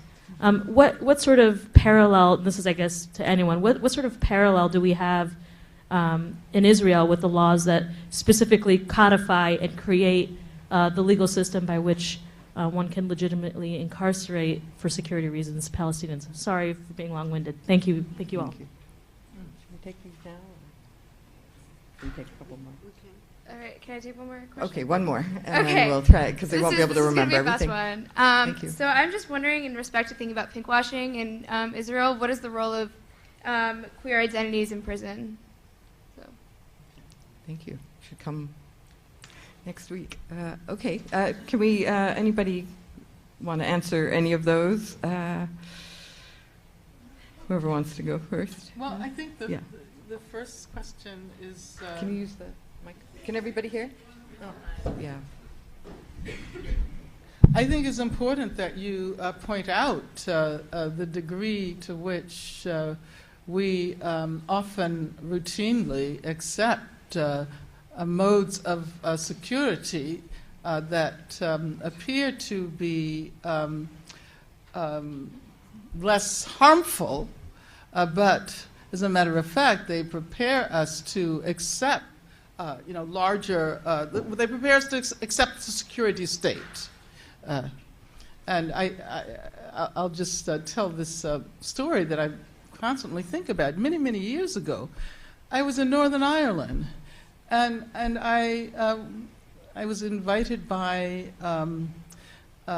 women involved in the civil rights movement there. And I couldn't understand how they could basically submit to all of the security processes. Whenever you go into a mall, your purse has to be. And then years later, after 9/11, when we acquired the habit of disrobing and doing all kinds of things in order to get on a plane, it became clear that that if we're not conscious of the degree to which we are also implicated, we continue to be responsible for the larger, more harmful modes of security. Now, the question that was asked by the second, I think I'll do the first and the second one, and then I'll let you all do the third and the fourth. The second question, which has to do with disability issues, prisoners and disability, and I can tell you that within a year, within less than a year, an anthology edited by a woman who she should be receiving her PhD soon, maybe this June, who's an anti-Zionist Jewish activist whose name is Liat Ben Moshe. She's editing also a collection of articles on disability and the question of the prison. And in response to the other question, I'll just make another plug for another book one of my graduate students did that's called Captive Genders, which is about the trans experience within prisoners, and not only about the experience of trans prisoners, but about the importance of taking up the issue of gender non-conformity in relationship to the apparatus of the prison, allowing us to recognize the extent to which the prison itself encourages and promotes gender binaries and has an impact on larger ideological formations, and not only on those who sustain the direct effect of transphobia behind bars. And his name is Eric Stanley, and it's called Captive Genders. It's a nice anthology. Thank you. I just want to push a little bit what you said, because I think that even before talking about the state as a security state, or even if it was a really democratic liberal state, it is a state that should be called as it is. It's a settler colonial state, and it was just constituted by the extermination of the natives. So it's, even if it's not a security state, so we need to ask also these questions. And I don't have any other thing to say, but it's an irony. It's true. Absolutely. I think, well, first of all, when we talk about disability, we have to talk about disabilities that are produced through violent treatment and torture, and then we can talk about disabilities that pre-exist that. So my sense is that there are two different questions. One has to do with physical um, restrictions that emerge as a result of torture or violent treatment, and the second one has to do with whether appropriate health care is provided. And at least in my readings about Palestinian prisoners, appropriate health care is not provided, nor is there anything that we might remotely think of as accessibility. It's a kind of joke thinking about the way prisons are constructed to make sure there is no accessibility for anyone. When one seeks to defend the BDS movement and is told that it is anti-Israel, I think there is really only one response that is possible, and that is to say that the BDS movement is a struggle to achieve justice, and that it has three main goals. One is the end to the occupation. The second is the institutionalization of equality for Jewish and non-Jewish Israeli citizens, and the third is the right of return. And those are all fundamental issues of equality and justice. And if to be, when people say it's anti-Israel, and don't respond to those issues, then they're implicitly saying that one needs to defend Israel even in the face of the injustices it performs, at which point they're left with a contradictory and appalling political position. So my short answer is you do not engage that question directly.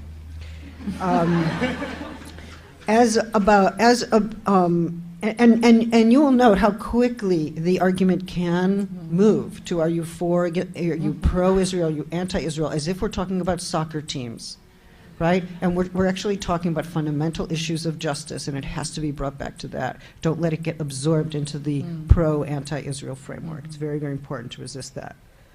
As for queer identities in prison, I don't know. I do know that the word queer is a complicated word in the Palestinian context, but if you look at Palestinian queers for BDS or Al-Qaz, you will see there that queer is less an identity than a political analysis that refuses to accept homophobia and refuses to accept occupation and will not trade one for the other, okay? And it also refuses the idea that Palestine is somehow a haven for homophobia and Israel is not, which is, I think, finally a racist and ignorant claim. But I think we also have to be clear about how sexuality functions in different ways. It doesn't always circle around or focus on or become defined by the idea of identity, and it certainly doesn't always become focused on or organized by the idea of outness. And once we put those two things in perspective, we might have a different conversation about sexuality politics in Palestine. Can I just also say that there's a pink washing event next Wednesday, Tuesday, the 10th, whatever the April 10th is, at 8 o'clock at Barnard. So you should look out for those signs if you want to pursue that further. I think we want to hear from a few more people. Thank you. Hi. So first of all, thank you all so much. This has been really amazing. I actually want to thank Professor Davis. I was actually about to ask about trans experiences in prison, and then you spoke about it. So I was wondering, just addressing to the panel and generally, you could speak more about the way gendered forms of violence in the prison, and particularly the ways that we narrate gender. What does it mean to talk about Palestinian women or Palestinian men, or what does it mean to talk about women and men in prison, and how do we narrate trans experiences when part of the trans struggle is even being able to claim, the struggle to even be able to claim the identity or the subject position of being a man or being a woman. So how do we narrate those within experiences of gendered violence and gender segregated spaces, under a military occupation or under the prison industrial complex? Thank you. Thank you. We'll take two more. Hi, thank you all for coming. Being an Israeli veteran who's both pro-Israel and pro-Palestinian, obviously, your presentations were very, very powerful to me, and I do appreciate you guys very much for coming. That said, given the idea that a non-prisoner society or non-prison society is a beautiful ideal, given the current situation, more importantly, just as if the Israeli side must be held accountable, so too must malicious acts by the Palestinian side also be held accountable. What would you all believe would be a proper alternative to the situation that clearly needs to change? Thank you. Hi, I'd like to thank you again also for your invaluable contributions today. I suppose my question is about space, about architecture, and it's about the prison as a structure in itself. I don't know about the United States, but in Israel at least, there's a tendency, and a lot of historians have been working on this, of kind of symbolically reappropriating particular spaces which have resonance to Palestinians. So it's not uncommon that actual sites where prisons are built, or sometimes mental asylums, that those actual sites had a special resonance to Palestinians in the past. So I cite Deir Yassin, for example, where there's a famous Israeli mental asylum in that space. And my question is in relation to prisons that are like that, what kind of an effect would you say that has essentially on the prisoners and on society at large, that there is this kind of reappropriation going on? Thank you. Thanks. Do you want to take any of those? Lena, do you want to take any? Well, I just, because my approach would be how, if you're asking about Palestinian prisoners, how they also re-signify this, because I have a lot of interviews with ex-Palestinian prisoners who, for example, there were one Palestinian political prisoner, he's from Haifa, and his family was expelled in 1948 from Haifa, and they were living like in the West Bank. And then when he was imprisoned, he was put in a prison in Haifa. So for him, he was telling that how he felt that this was like a way to get back, to return to his hometown. And again, it's how the resignifications of these things. The other thing, I had an interview with an Islamist political activist, and during his interrogation, he was interrogated in Al-Maskoubiye, which is an interrogation center in Jerusalem. And he went under a very prolonged interrogation, and everyone was supporting him because he was tortured very violently. And in his accounts, he's saying that for him, this time was being in the Holy Land, where he felt that he's so close to God. So it's also interesting, not just reading prison and imprisonment from the perspective of power, also trying to read them from the perspective of those who are resisting, because I think that the engagement with those who are resisting will also change a lot of things, and will also encourage us to be in solidarity with resistors and not just focusing on the technologies of power.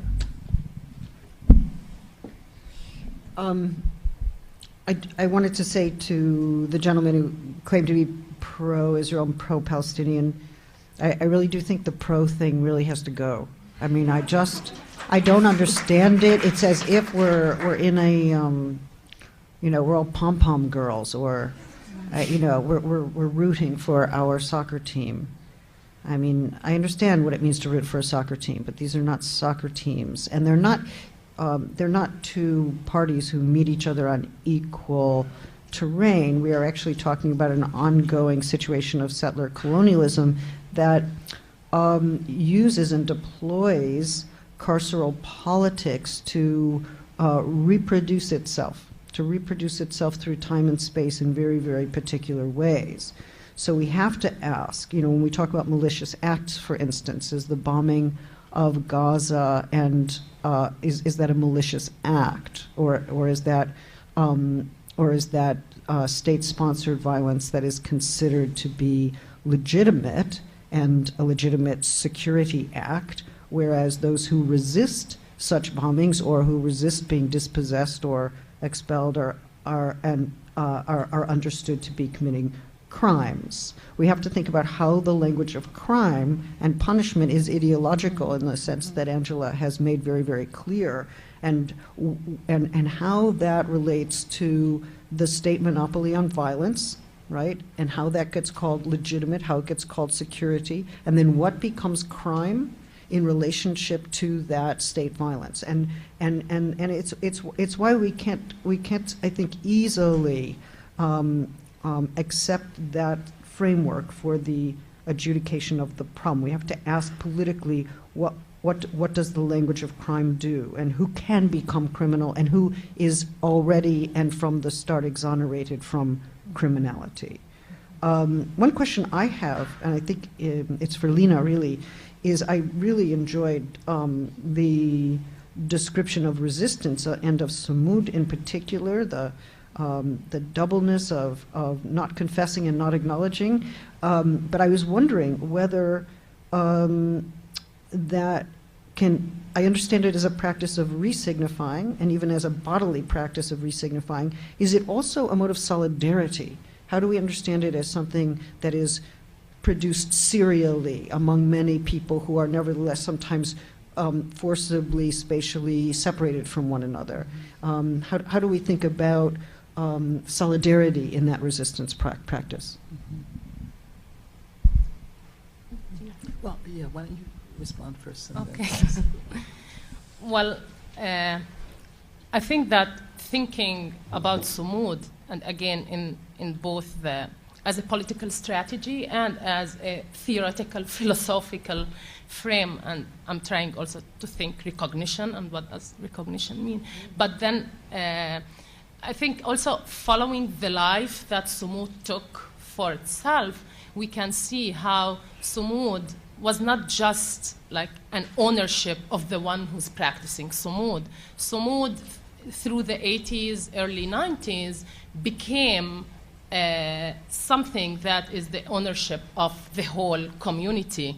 People were, if someone was arrested, everyone would think about those who are arrested, would be waiting to hear. Because if someone practiced Sumud, this means that this potentiality of revolutionary subjectivity was actualized within this moment, and this means victory to all the community.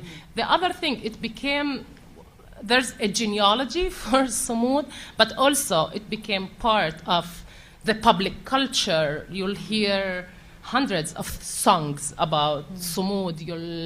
You'll see that in specific areas, people who practiced Sumud in the interrogation became, in a sense, the heroes which in that area. So people who are from marginalized classes or geographical areas became the representatives of the Palestinian revolutionary subjectivity through their Sumud. So Sumud affected a lot also of changes. The last thing I'll say, it's also affected the ethical, intimate relations, and all of this is intertwined with politics. It's like these connectivity to the comrades. To practice Sumud means to bear the torture in order not to provide information about comrades, which the one who's under torture, through their body, flesh, and blood, they need to protect the collective of the comrades, the community, and the resistant movement. So there is something that is beyond the singular who is practicing. Okay, well, I know there was the question about gender that you raised. And I just want to say a couple of words. I mean, of course, there are many ways in which one could approach your question, but I'm going to say something that's sort of hard to say, particularly in the context of Palestine, and that is, how do we recognize the gendered violence, both in terms of the state violence and in terms of violence that happens in intimate relationships, often perpetrated precisely by those who have played such an important role in the struggle for freedom. And I think that's an important question about gender. It's related to the issue of the gendered character of imprisonment, precisely because when we look at prison populations, political prisoners and other prisoners all over the world, they're overwhelmingly male. And we often assume that it's simply because women don't do the things that cause them to end up in prison, whether it's a political act or whether it's a criminal act.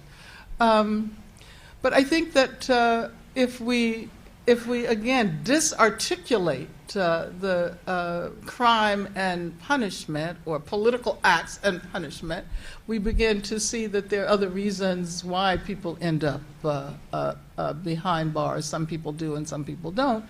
And that as a matter of fact, there's a kind of punishment that's inflicted on women in a way that represents a kind of delegation by the state to punish women within private contexts.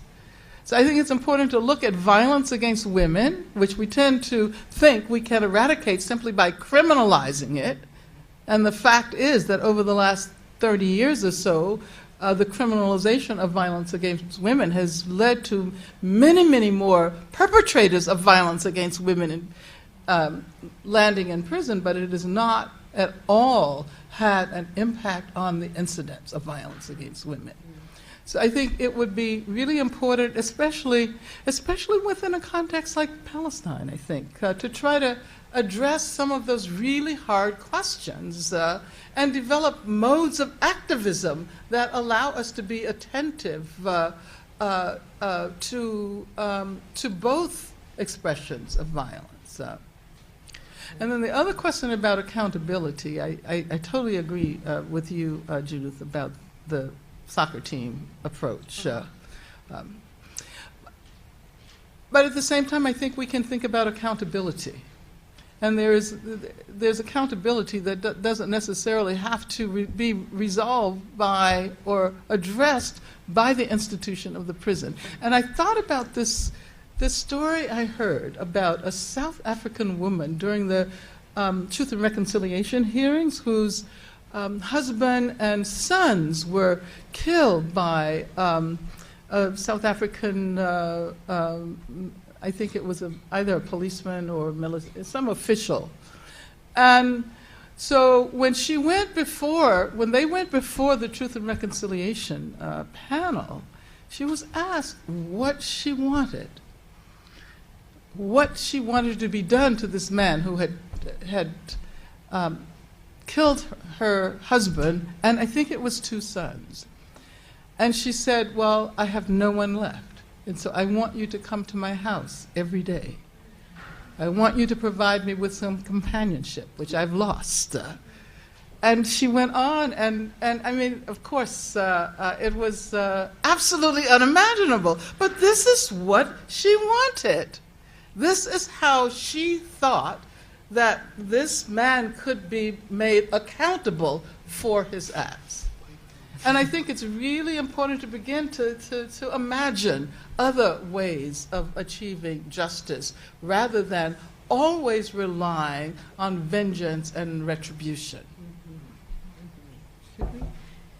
I'm a little worried about the time. And I wonder if we could leave ourselves with those last words and maybe do a little bit informally afterwards, and appreciate it if you would give up your questions, and thank the panelists so much for this.